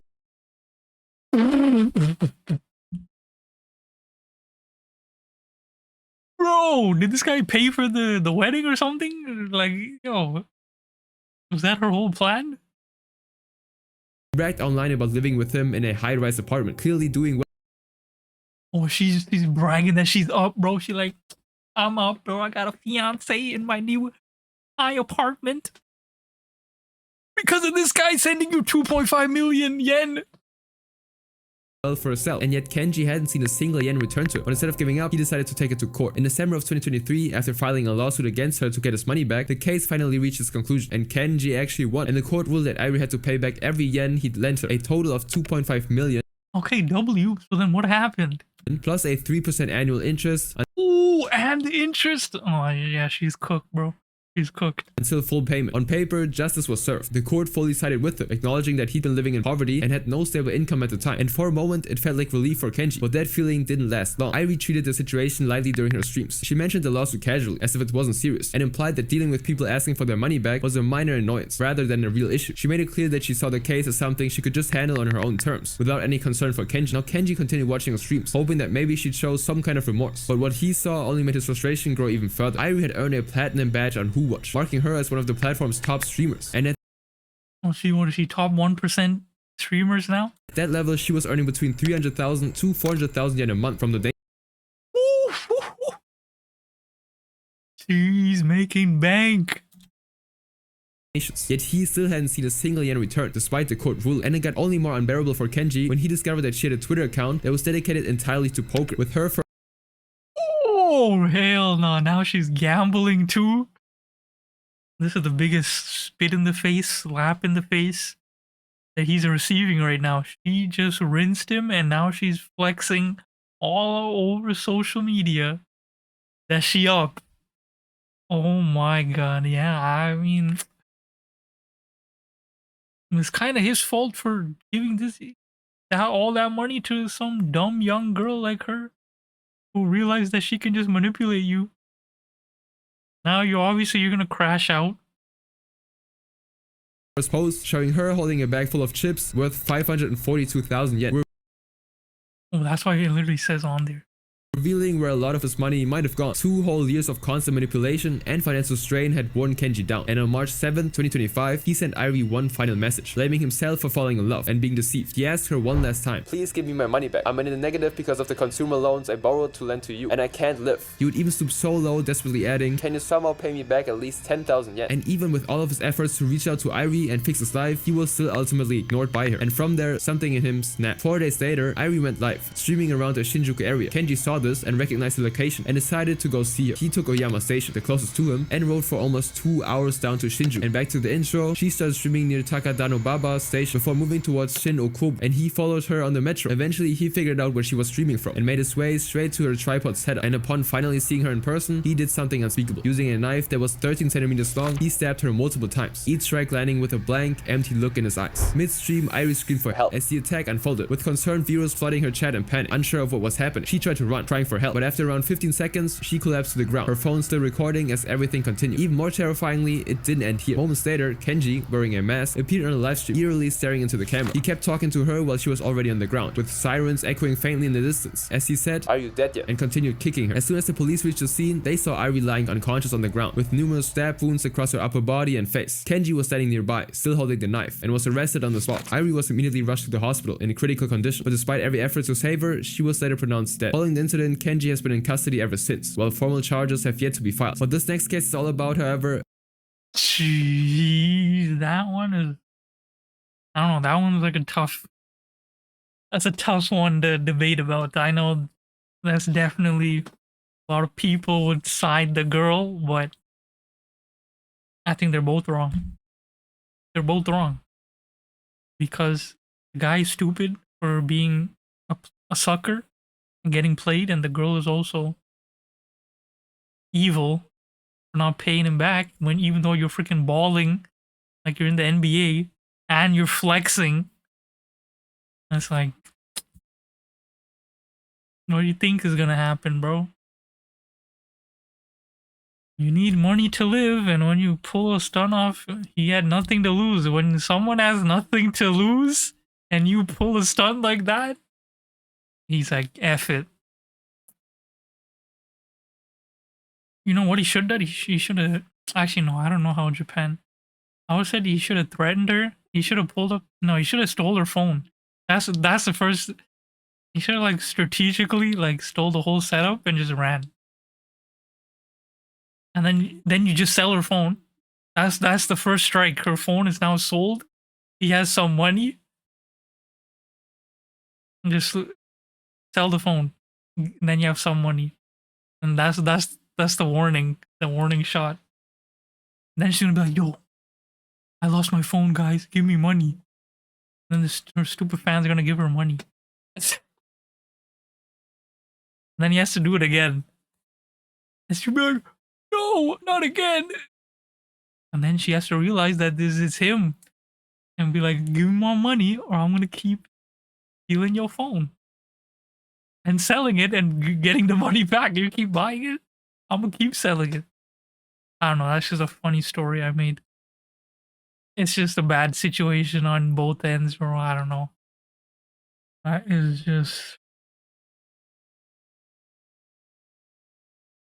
I don't know. Japan law is different from Canadian and American law, I guess. But at the same time, if you owe someone money, people will definitely start getting mad. The money... if you owe someone a lot of money, they're gonna start being like, yo, where the hell's my money? It's like, bro, money is very valuable to everyone. They need to pay their bills, they need to buy groceries. And you give someone that much money, and you go to court, and they're like, yep, she owes you all that money back. And she doesn't. And it's like, what the hell? What kind of justice is that? Would I say it's a valid crash out? No. Did not kill. I don't know if he could have doubled down with the court and be like, yo, she still hasn't given me money. Like, just force her to send me a check or something. Like, at that point, bro. Or you just rob her then. You scare her, and then you just take her purse, get the specific card, and then run, and then just withdraw all the cash. And then be like, that's the money you owe me.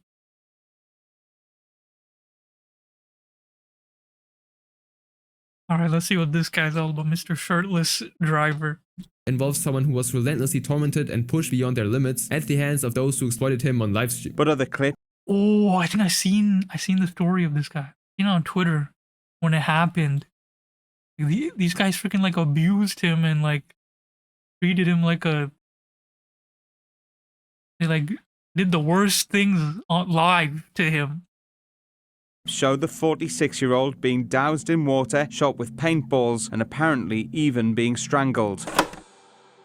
Raphael Graven, better known online as the 46-year-old French streamer Jean Pormanov, was a gamer who mainly went live on the live streaming platform Kick. Having a unique yet outgoing personality, he grew a big following over time, and from there he began to do more IRL streams where he would make content with his so-called streamer friends Owen Kenasandoti and Safin Hamad. However, as he continued to work with them, he would later realize that this was a grave mistake, one that would ultimately cost him his life. In late 2024, Raphael's viewers began to notice that something was off between him and his friends every time they would stream together. While it wasn't obvious at first, Owen and Safin were often seen targeting Raphael, whether by playfully threatening him into doing challenges or physically restraining him while doing things that would degrade him in front of thousands of people. And although some other people on stream would take it as a harmless messing around, things only got worse as the months went by. From here, he would get things thrown at him, having water bottles poured on him while he was duct taped to a chair, and would repeatedly get physically overwhelmed while being made fun of. Unfortunately, this was just the beginning of the constant beating he would go through, and just when it seemed like it couldn't get more horrible, Raphael's friends would start torturing him mentally as well. Owen and the two other unnamed people on stream would publicly shame and humiliate Raphael, telling him that he would never find any success with women, calling him a loser and making him feel lesser as a person. But even as he tried to make it clear that he didn't want to be treated this way any longer, the physical and psychological damage he would experience only intensified. He would helplessly get dragged while pain was smothered on him and have other liquids dumped on him while he was unable to move.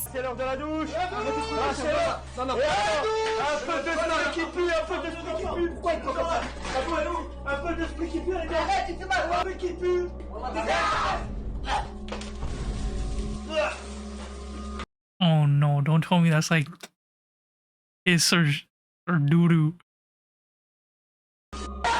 This led to him breaking down on a later stream, saying he was being treated as garbage while his viewers watched him fall apart. And these incidents began getting a lot of attention online, and eventually Raphael was given a chance to get out of the situation. On December 15th, 2024, a French investigative outlet called Mediapart published an expose alleging that Kick had for months permitted live broadcasts of violent mistreatment. And after seeing this, the authorities took quick notice and opened a judicial inquiry into deliberate vicious acts being streamed on the internet. Raphael was then taken into custody for questioning as part of the investigation, and Owen and Safin, who directly participated in the attacks, were also arrested in January, facing charges related to enticement to hatred, violence against vulnerable people, and dissemination of images that undermine the integrity of individuals. Raphael, however, himself denied the accusations and claimed that the content was staged and was released, and his collaborators were later freed as well, leaving the case unresolved. Now a few months would pass, and despite the recent investigation into his streaming partners, Raphael continued to stream extreme content on Kick with them. He and his so-called friend maintained that the harsh antics were consensual and only for entertainment, which resulted in no immediate legal action stopping their broadcasts. And because of this, he was still regularly seen on stream being physically harmed and humiliated. He would get punched, suffocated, pushed out of his chair, and have his airway blocked while being restrained, and even got put into a chokehold. With the physical and mental trauma he'd been constantly experiencing, their audience began noticing that he was turning pale and that his body was in far worse condition than before. And now that he was starting to realize his health was in real danger, he sent a troubling yet heartbreaking message to his mother, whom we'll name Sonia, saying, "Hey mom, how are you? Stuck to death with this game. I'm going way too far. I feel like I'm being held hostage with their shitty concept. I'm fed up. I want to get out, but the other guy won't let me. He's holding me hostage." What came as a deeply worrying text for Sonia, making her fully aware of her son's deteriorating state, would later become a haunting message tied to the tragedy that would happen to Raphael. On August 10th, 2025, Raphael began a planned 10-day livestream endurance marathon on Kick, which of course was co-hosted by Owen and Safi. And as the days went on, the stream turned into a scene of pure torment. Raphael was subjected to extreme sleep deprivation, physical and verbal attacks, and forced consumption of unknown toxic substances. And with his body and mind at an all-time low, viewers saw him collapse on camera, at times disoriented or in visible distress. But in the final hours of the marathon, on August 18, as Raphael was sleeping, he became unresponsive on stream. And after Owen and Safin woke up and realized what was happening, they attempted to get him up, but it was too late. Panicking, they called emergency services. And once they arrived, Raphael, unable to withstand everything he'd been put through, was declared dead on the scene. The next day, French authorities acted quickly once Raphael's death hit the news. The prosecutor's office in Nice announced a full judicial investigation into the circumstances of his passing. An autopsy was ordered to determine the exact cause of death, and police were instructed to seize recording equipment and video footage from the house as evidence. Owen and Safin were interviewed as witnesses and claimed that the violence was part of an act, a statement that raised doubts among the investigators.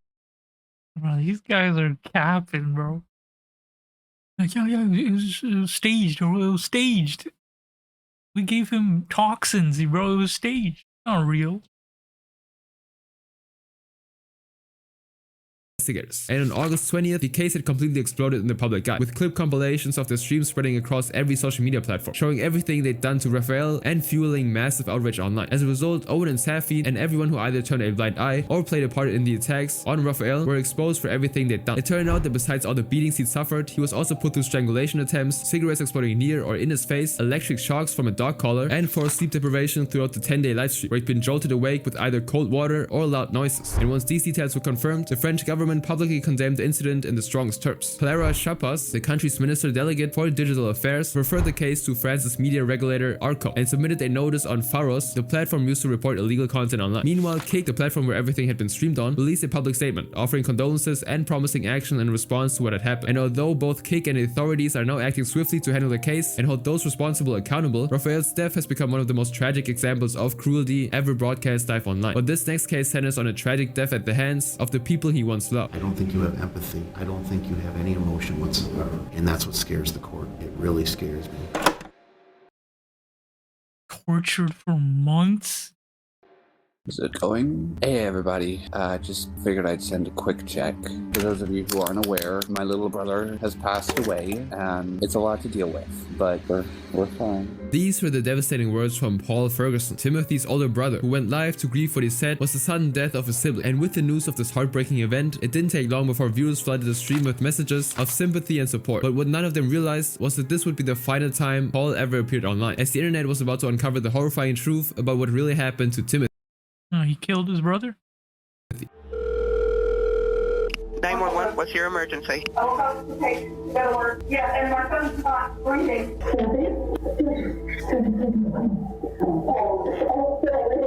Around 6:37 p.m. on July 6, 2022, police were called to assist with a medical emergency just outside of the city of Grand Rapids, Michigan. Paul and Timothy's mother, Shonda van der Ark, told paramedics that Timothy wasn't breathing, and just 7 minutes after first responders arrived, he was pronounced dead. The officers had never witnessed such a gruesome scene. Timothy was severely malnourished, bruised, and hypothermic, with bones pushing against the skin. Despite standing at 5'8", he weighed only 69 pounds. And what makes the situation even more disturbing was that the investigators found him lying inside a small closet that reeked of urine and feces. A blue tarp lined the floor beside an Amazon box.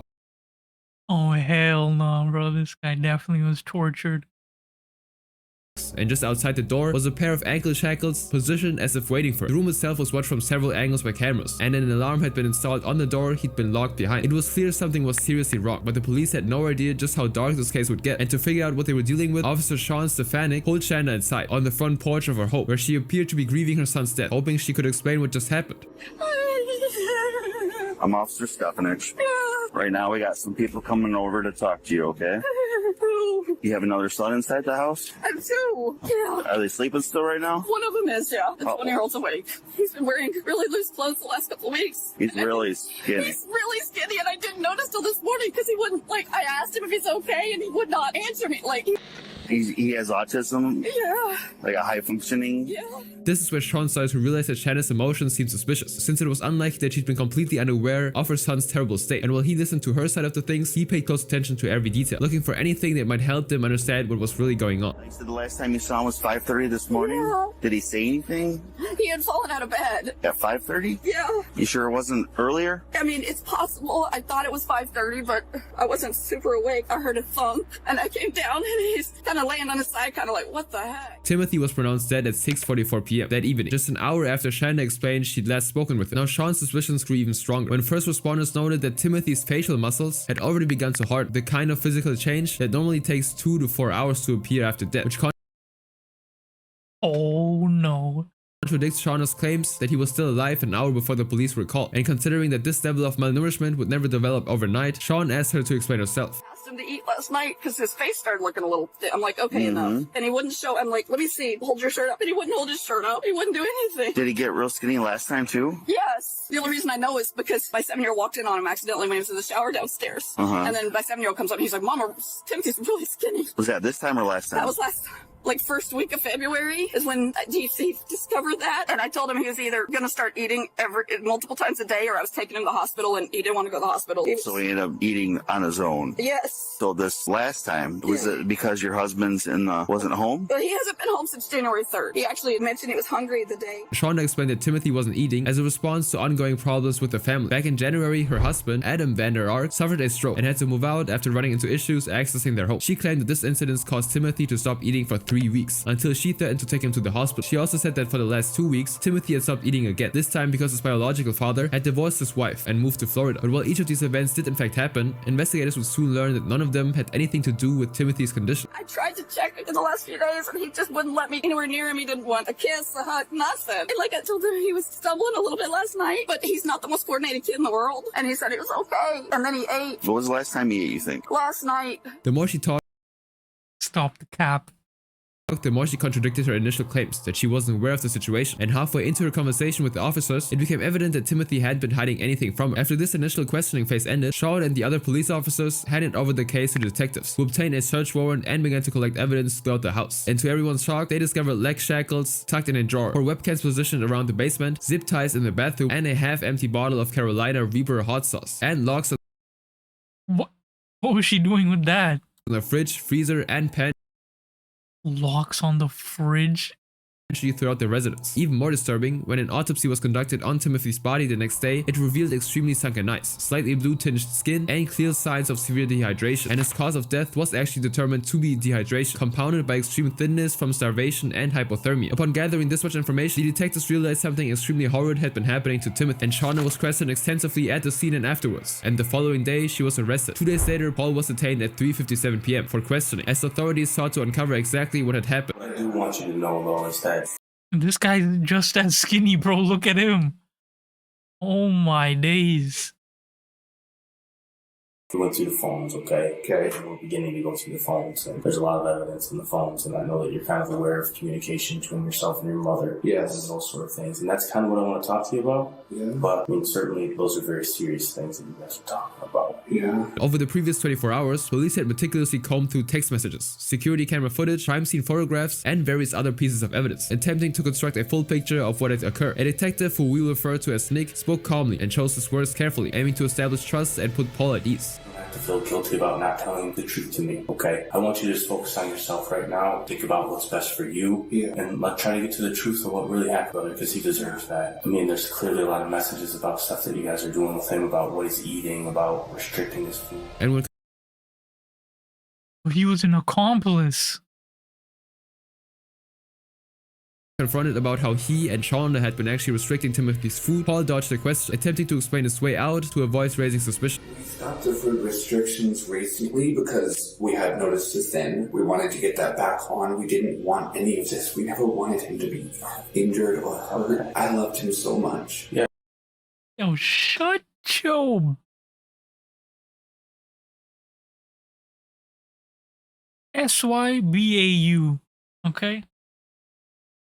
No, you lying, bro. You did not love your brother. To put him through this type of torture is insanity. You, as the brother, teamed up with your mom to do this to your younger brother, or I don't know, I'm assuming he's the older brother. For years, this probably might be years, bro. Shackles, bro, shackles like he's in jail. Webcams. Freaking locking the fridge.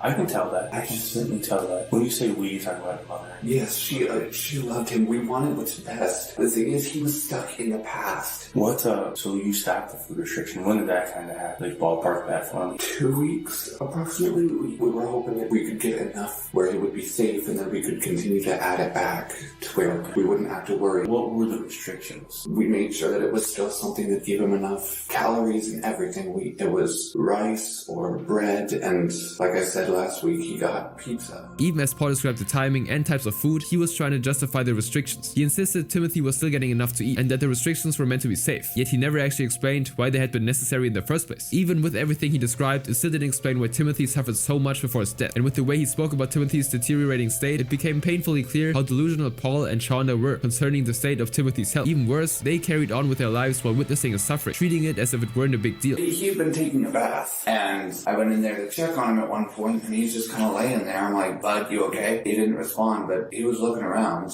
and he was breathing, I know that much. Yeah. So at that time, but he wasn't talking at that time? No, it started to concern me. I'm not sure if I texted Mama about it or not. Well, you sent a picture to her. Yeah, I probably should have said something about the ER at that point, though. Well, certainly, you have to think about it like this, right? She's a grown adult, and if she sees that, that's not all on you, right? You made it. From what I see, you made numerous attempts to say, we need to do something different about this. Yeah. We can't keep doing this thing. I know she's a good person. I don't know if this is both of our faults. If we should have done something sooner. I know we both could have. I mean, I think you have to think about this. Feeling responsible for his role in his younger brother's misery, Paul continued to beat himself up in front of Nick to show that he regretted not trying to save Timothy. And as his guilt intensified during the conversation, Nick, who kept pressuring Paul and taking some blame away from him, was using it as a strategy to draw him out so he would talk more openly about the punishment Timothy had endured.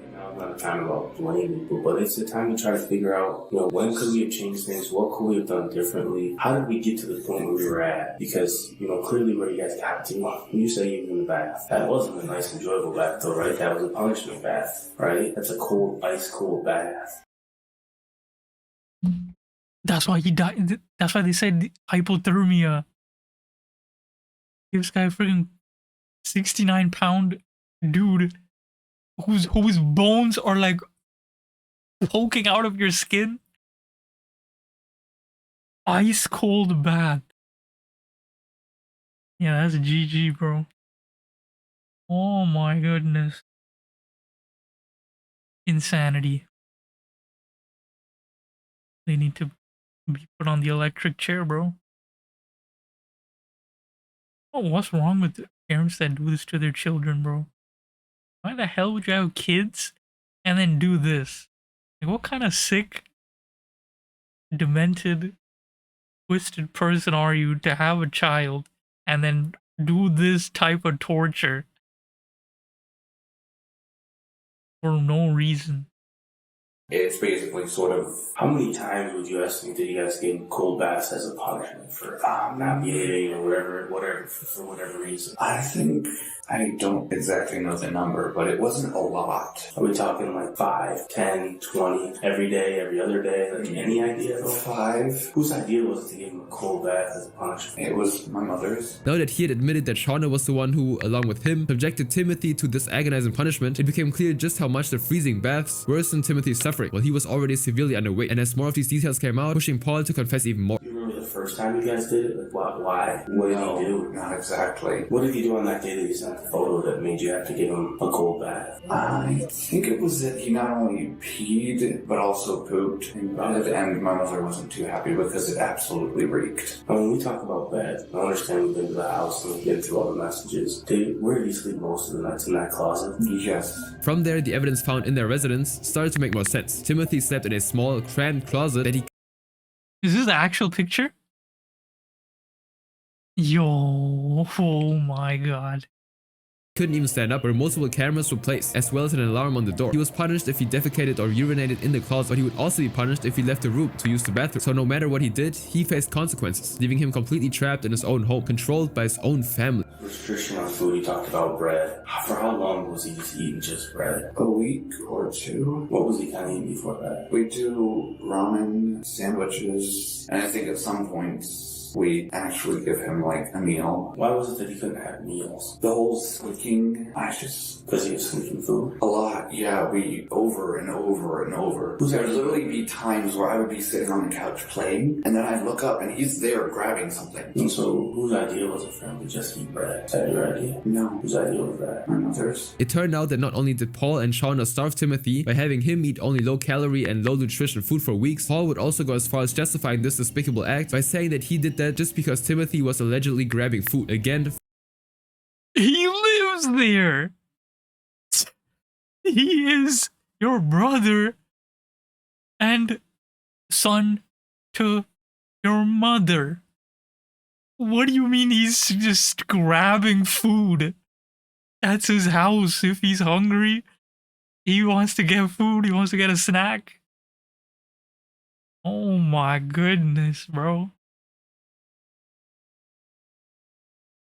From his own home. And when asked about the hot sauce that was collected as one of the pieces of evidence, he went on to reveal an even more terrifying thing they did to Timothy. Tell me about the hot sauce. I know that was used as both a punishment and it was put on the bread. Was it always on the bread? Not always, no. But the thing is, it still hardly did anything for him. There would be times where it would do something for me because I'd accidentally rub my eye after I put it on there. It was, ow. What dictates whether or not there's hot sauce on the bread he's eating? What decides that? I don't know. I just, whenever my mother told me to put hot sauce on it, I did. It was normally a thin layer to make sure that it wouldn't be too much. And that's pretty hot? Very. So how long have you guys been using the hot sauce for? Almost a month, maybe.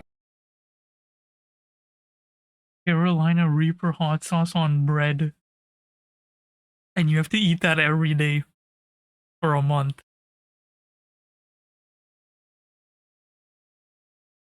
The punishment of routinely feeding Timothy an extremely hot sauce only proved their depraved desire to torment him. And with the way Paul was using Shauna as a scapegoat and simply saying that he was just following her orders, it became obvious that he was just as guilty as she was. Nick was beginning to see it too, and from this point on, he began to pressure Paul even more, hoping it would finally break him and force him to confront the full weight of what he'd done. I know that when we talked yesterday in front of your mom, you know, she was lying about some stuff, right? I know that she's a good person. I'm not doubting that at all. Yeah, we never wanted any of this. But you also noticed, like, Bro, they searched your house.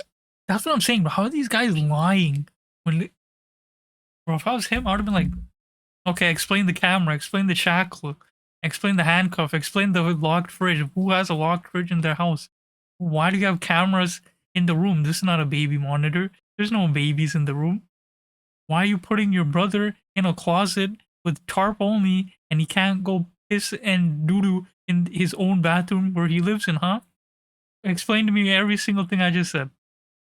Exactly. Get your ass in jail. Get him out of here. that some of the things that she was talking was about, like the truth, right? About, she said she didn't know there was a camera in the bathroom. But the fact of the matter, she asked you to put the camera in the bathroom, right? And she sends you a text message that says, make sure that the camera's in there and take the shower curtain down so I can see him, didn't she? Take the shower curtain down so I can see him? Hell no, bro. What the? She asked you that the day before he passed away? Yeah. So we talked about some of that stuff. Remember how during the I said, I know this pepper's for it's for punishment. And what did she say? She said, oh, I didn't know anything about that, right? Why do you think she's saying those things? She doesn't want to appear like a bad person. She doesn't want to be the bad guy in this. We never wanted any of this. How can he keep saying that with a straight face? This guy is so dumb, bro. They searched her. Bro, if that was me, I would be like, shut the f up, bro. Shut the f up. You are lying through your teeth. I will punch you in your mouth. I'll break the teeth.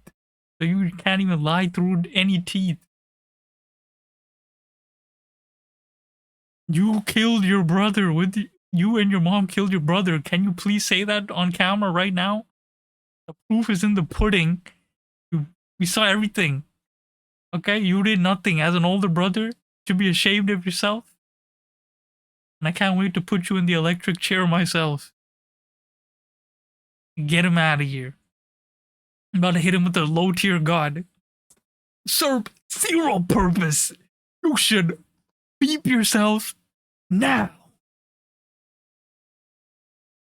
We want him to be healthy. I know that for a fact. We should have been so much. I should have at least put my foot down on something. But it's not that I'm afraid of her. I can't fear her because she's not the type to instill fear. As soon as Nick started to expose Shonda for lying about not knowing any of this, Paul became visibly anxious. And rather than confronting reality that they were now being revealed as the ones responsible for Timothy's suffering and death, he doubled down on defending her, praising her and making excuses in a desperate attempt to keep her out of trouble. So tell me what really happened in the morning then, because obviously what was told to us wasn't the truth. What really happened when somebody found him, or? I woke up and I had been grabbing my shoes, and it was at that point that it basically all played out like we said. The whole morning thing was exact. He wasn't breathing in the closet.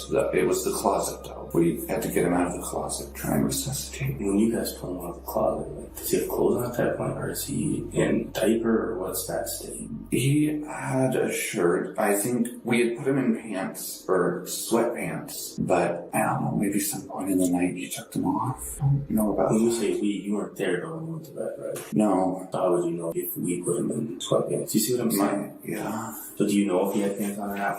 Yeah, contradicting. He's like, oh, you keep saying we, but you said you weren't there. What do you want to... Man, shut your... No, we need like good cop, bad cop, bro. I'd be the bad cop the whole time. I'm like, shut your...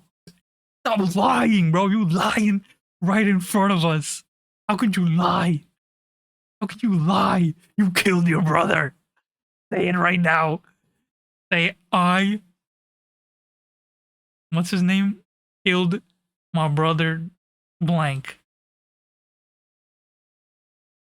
Honestly, but he didn't have them when we got him out. He had the diaper on, at least. So you guys pull him out. Does he have pants on or no? No. And when we get there, he has pants on? Yeah, she had me put them on. She asked you to put pants on? What was that for? I don't know. And so you guys, at that time, she decides that she's gonna lie to him and say that he was in the bunk bed? I don't understand. I don't know. From this point on, Nick grew even more convinced that Paul and Shonda were actively trying... No, Paul.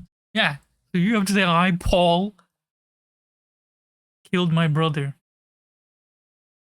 To cover up Timothy's death, because not only was Paul confusing the truths with lies, he was actively helping her construct a false narrative about what happened at the scene. Come on. You have your belt. Put it on. I just want to make it look like you've been that way. Realizing that any further lies were pointless, Paul finally broke, and Nick began walking him through the horrific reality of what he and his mother had actually done. It wouldn't take you long to be very much skin and bones if all you got to eat was bread and hot sauce, because how could you eat it? And how could you feel good about it? Was he throwing up stuff that he was eating? Forcefully. He would force himself to get it back up. When? Like recently, in the last couple weeks? Yeah, he would force himself, honestly. You ever think it's because maybe it was painful? It's hot sauce. It's not like that just goes away. Did you ever complain about pain? Stomach pain? Pain from using the bathroom? Not that I know of, no. I do know that my mother, she's not perfect, but she's not a bad person. Do you know, can I ask you this? Do you know of any good people who starved to death? Tell me of one that you know. Tell me of one that you know. Paul had now fully collapsed in on himself. Oh, look at his face. Look at his face, bro. He's angry. Finally. Now he cracked. He's like, alright, I'm tired. I'm tired of your BS. Stop lying in front of me. Who killed your brother? Tell me right now. At this point, the person he looked up to, respected, and loved was now being exposed as a monster, destined for life in prison. The most disturbing part, however, was that Paul still hadn't grasped that he might be headed toward the same fate. And it's very obvious to you, he's got malnutrition, right? It's very obvious to you. But your mom here's not seeing that? She's a law school graduate, and she's very smart. Do you see what I'm looking at here? Yeah. She's a liar. She's lied to you about so much stuff. At some point, you need to stand up for yourself and realize she's the manipulator, she's the liar, she put you in this spot. She did this to your brother, using you. Do you not see that? That she used you to do this to your brother. Your mother used you. She's smarter than all of us, and we're supposed to believe she didn't know what's happening? No, she didn't want him around anymore because he was too much problem. Even though Nick emphasized repeatedly that covering up Shauna's crimes and portraying them as some sort Talk to him, bro. Talk to him. Set him straight. of love for Timothy wouldn't save her from justice, Paul continued to defend his mother to the very end. Now on July 12, 2022, just 5 days after his interrogation, Paul, who remained out of custody despite being charged days after Shauna's arrest, went live on Facebook to update friends and family on Timothy's past, and viewers tuned in with sympathy and support, completely unaware of the horrifying truth lurking behind the video. I'll probably post a quick check like this. For those of you who aren't aware, my little brother has passed away, and my mother is currently in the custody of, well, I'm not sure if it's a lot to deal with, but right now we're doing good, we're fine. If I can't actually like Facebook you guys like live because I don't have my phone and I don't know how to access my stepfather's, I'll post a quick check to let you guys know everything's going on. Days went by, and as the evidence mounted, Shauna ultimately faced the bulk of the consequences for Timothy's murder, as they both went to trial in December of 2023. In an effort to save himself, Paul testified against his mother, revealing more of the cruel punishments they'd inflicted on Timothy. Oh, now you turned into the rat. And you know, you could have ratted your mother out while your brother was still alive. You know that, right? Now you just want to save yourself, or you could have saved your brother. Could have called the police and be like, my mom is starving my brother. Child Protection Services, please help. But no, you waited till he died, and now you're like, oh, I need to save myself. Where did he actually sleep most nights? In the closet. What did you pull the closet? Was there a name you used to refer to the closet? The small room. And what was in the small room if Timothy was in the small room? There was a camera monitoring him, even when he slept. Was there an alarm on the door as well? Yes, sir. Some type of motion sensor or alarm? Motion, vibration, yes. So we had that on the door and then a camera actually inside the room as well, is that correct? Yes, sir. And were there times where you were required to watch that camera? Yes, sir. And to your knowledge, were there times when your mother was watching that camera as well? Yes, sir. Were there any restrictions on his movement inside the closet? Or was it he could move around however he wanted inside the closet? There were restrictions. What were the restrictions on his movement? Hands on his head, normally. Hands on his head, is that what you indicated? Yes. Was that some form of discipline for him? Yes, on his knees and against a corner of a wall. And when you say hands on head, I'm going to demonstrate just putting my hands just over my head like this. Is that what he was required to do? Yes. He was required to be on his knees as well? Yes, sir. Timothy, barely able to lift his own arms, was forced to stay in the dark closet with his hands on his head for hours. Now, most people's arms would give out in minutes, but even like this, they watched him closely, making sure he never slipped up. Did you utilize some type of alarm or alarms on his body to alert you if he was moving? A vibration detector, yes. Was there more than one that he was required to wear at times? At times, yes. Where were those devices located on his body? They were normally tied to the back loop of his belt, or the back loop of his pants, I apologize. And was there something placed on his wrist as well? Handcuffs, and before that, zip ties, zip cuffs. When you say zip cuffs, are those put together with zip ties? Yes. And those were designed to restrict what? Movement. Of what part of his body? His hands. And during the proceedings, Paul continued to disclose more details about how they'd starved Timothy and the methods they used to make sure he never got a single meal. There's some text messages. Do you recall a text message you exchanged with your mother in, I believe it's around April or so, where you've alerted her to the fact that he's eaten some part of a burger? Yes. Do you recall that? Yes. What was it? What part of the burger is it that he ate? Just the crust. And what was your mother's response when you told her that he had eaten the crust of that burger? Make him throw it up. Did you try to do that?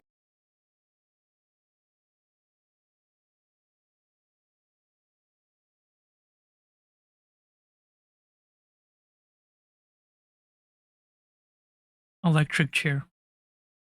Put her in the electric chair right now. What are you gonna do? You're gonna make him throw up that crust of the burger and you're gonna eat it? It's like a baby, like a mama bird feeding the baby bird? Bro, electric chair. Actually, electric chair.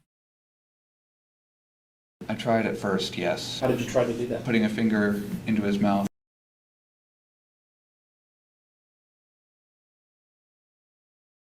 as instructed to the back of his throat to induce vomiting. So who gave you the instruction to put your finger in the back of his throat? Shonda? We don't see a text message to that effect. Were you two also communicating by camera as well? Yes. The cameras had was it a two-way capability, basically? You Yes. could talk to the camera. Or You somebody could on talk the camera? and they could hear. At certain times it could be activated. Was there ever any other time where she instructed you to make Timothy throw up? Yes. About how many times did she instruct you to do that? 3 or 4. It was evident that Paul was making an extreme effort to insist he'd been instructed to do everything. He tried to shift as much blame as possible, almost to the point of painting himself as a robot, following Shauna's orders. But it ultimately failed against the mountain of evidence stacked against him, and he pleaded guilty the same day. Paul was then evaluated by multiple doctors and experts across different fields, but surprisingly, they found no intellectual issues or mental disorders. He was of sound mind, fully aware and in control of everything he did, and with that established, he was cleared for sentencing. But before delivering his punishment, the judge had the chance to finally speak his mind and tell Paul exactly what he thought of him.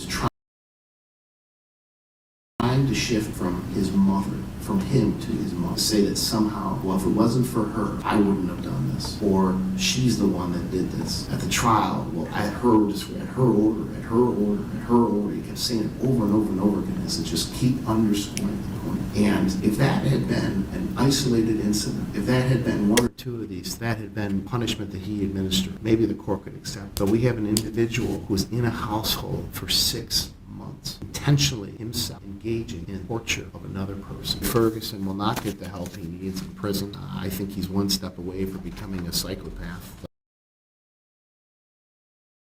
That's true. That's true. Like his mother, and the court is concerned that he represents a danger to the public, that if released, he would represent a significant danger to the public. But I don't believe you that you're sorry. I don't think you have empathy. I don't think you have any emotion whatsoever. And that's what scares the court. It really scares me. Shauna was charged with first-degree murder and first-degree child maltreatment, and on January 23rd, 2024, she was sentenced to life in prison without possibility of parole, plus 50 years for the child maltreatment charge. Meanwhile, her son, Paul, received a sentence on February 26th that fit the severity of his crimes as well. If not worse, because you had a job. You could have, Mr. Johnson actually asked you, couldn't you have brought home a thing of food? You could have gone to a neighbor and said, hey, my mom's abusing him. You could have grabbed him and got him out of there. You could have done any number of things to stop this, and you chose not to. Your own brother, and this is where we're at. So based on all that, the sentence of the court, you served 30 years to 100 years, Michigan Department of Corrections. Credit for 592 days you've already served.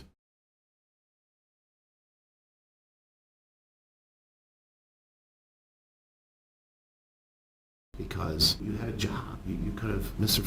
Johnson actually asked you, couldn't you have and got him out of there? You could have done any number of things to stop this, and you chose not to. Your own brother, and this is where we're at. So based on all that, the sentence of the court, you served 30 years to 100 years, Michigan Department of Corrections. Credit for 592 days you've already served.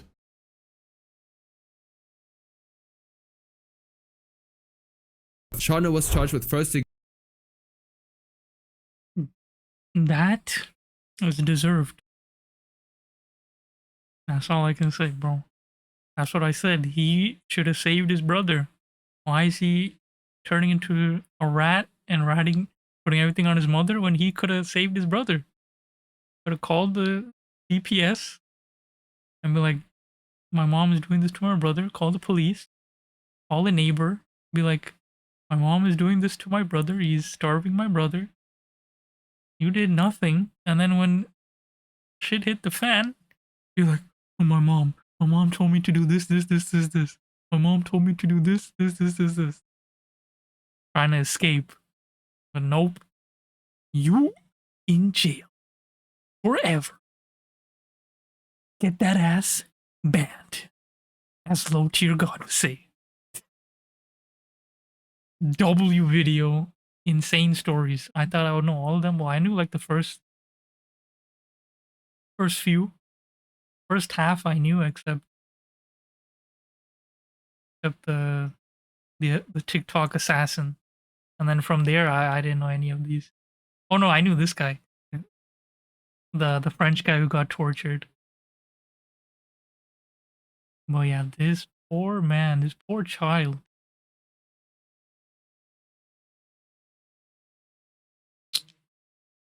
Some people don't deserve kids, bro. I see it, bro. I'd be like going to like the store, going to like fast food places, and then I'll see like the way some parents like yell at their kids, and their kids are like 4, and like they'll like swear at when I see like parents swear at your kid and they're like 4 years old, I'm just like, yo, why? They're like, "Let the up!" Like they're like playing on the floor or something.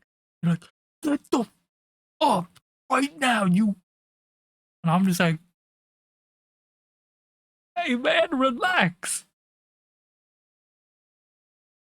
Yeah, that's why I say some people don't deserve kids, bro. Some parents, they should have never had kids. And I feel bad for the kid, bro. Anyways, W Yap Master once again, almost at 130k subs. That was a crazy one. Let's read the comments. Johnny was lucky the Yakuza didn't step in. That is 100% true. The Yakuza would have cooked his ass. Yeah, Johnny Somali is he's just a loser, stupid behavior, unnecessary, disrespectful. Like they did not deserve any of the stuff he did.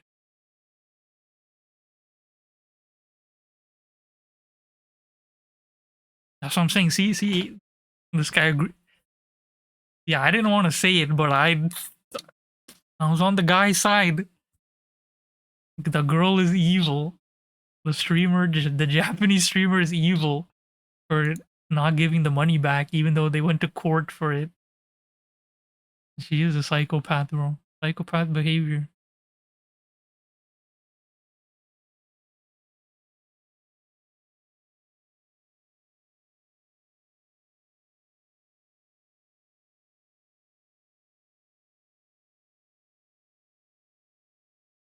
Yeah, this guy's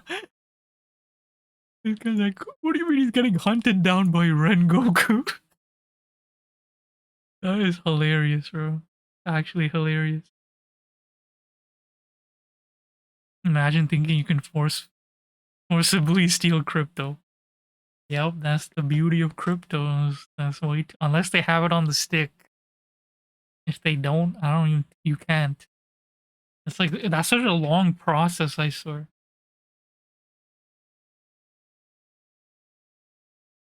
Oh, this guy gave us the whole breakdown. Johnny Somali, home invasion, wrestling event. Yeah, that was a crazy video. If you guys thought it was a crazy video, make sure to like and subscribe. And I will see you in the next video. Okay, before I go, might be my, not today. I think the next two videos, Saturday, Sunday, might be my last. Okay, it's not my last. I'm getting my wisdom tooth removed on Monday, so the uploads are gonna just stop for a hot minute. I'm gonna recover. I know I can't be yapping, bro. That shit finna hurt. But yeah, the uploads will slow down. I might put some shorts out. Who knows? But yeah. Tomorrow and Sunday might be my last videos for a while. So once I recover, which will probably be like a week or two, I will I'll be back with more videos. So I have a good catalog of videos you guys can watch. You can watch it in the meantime while I come back. And I will see you in the next video. Peace.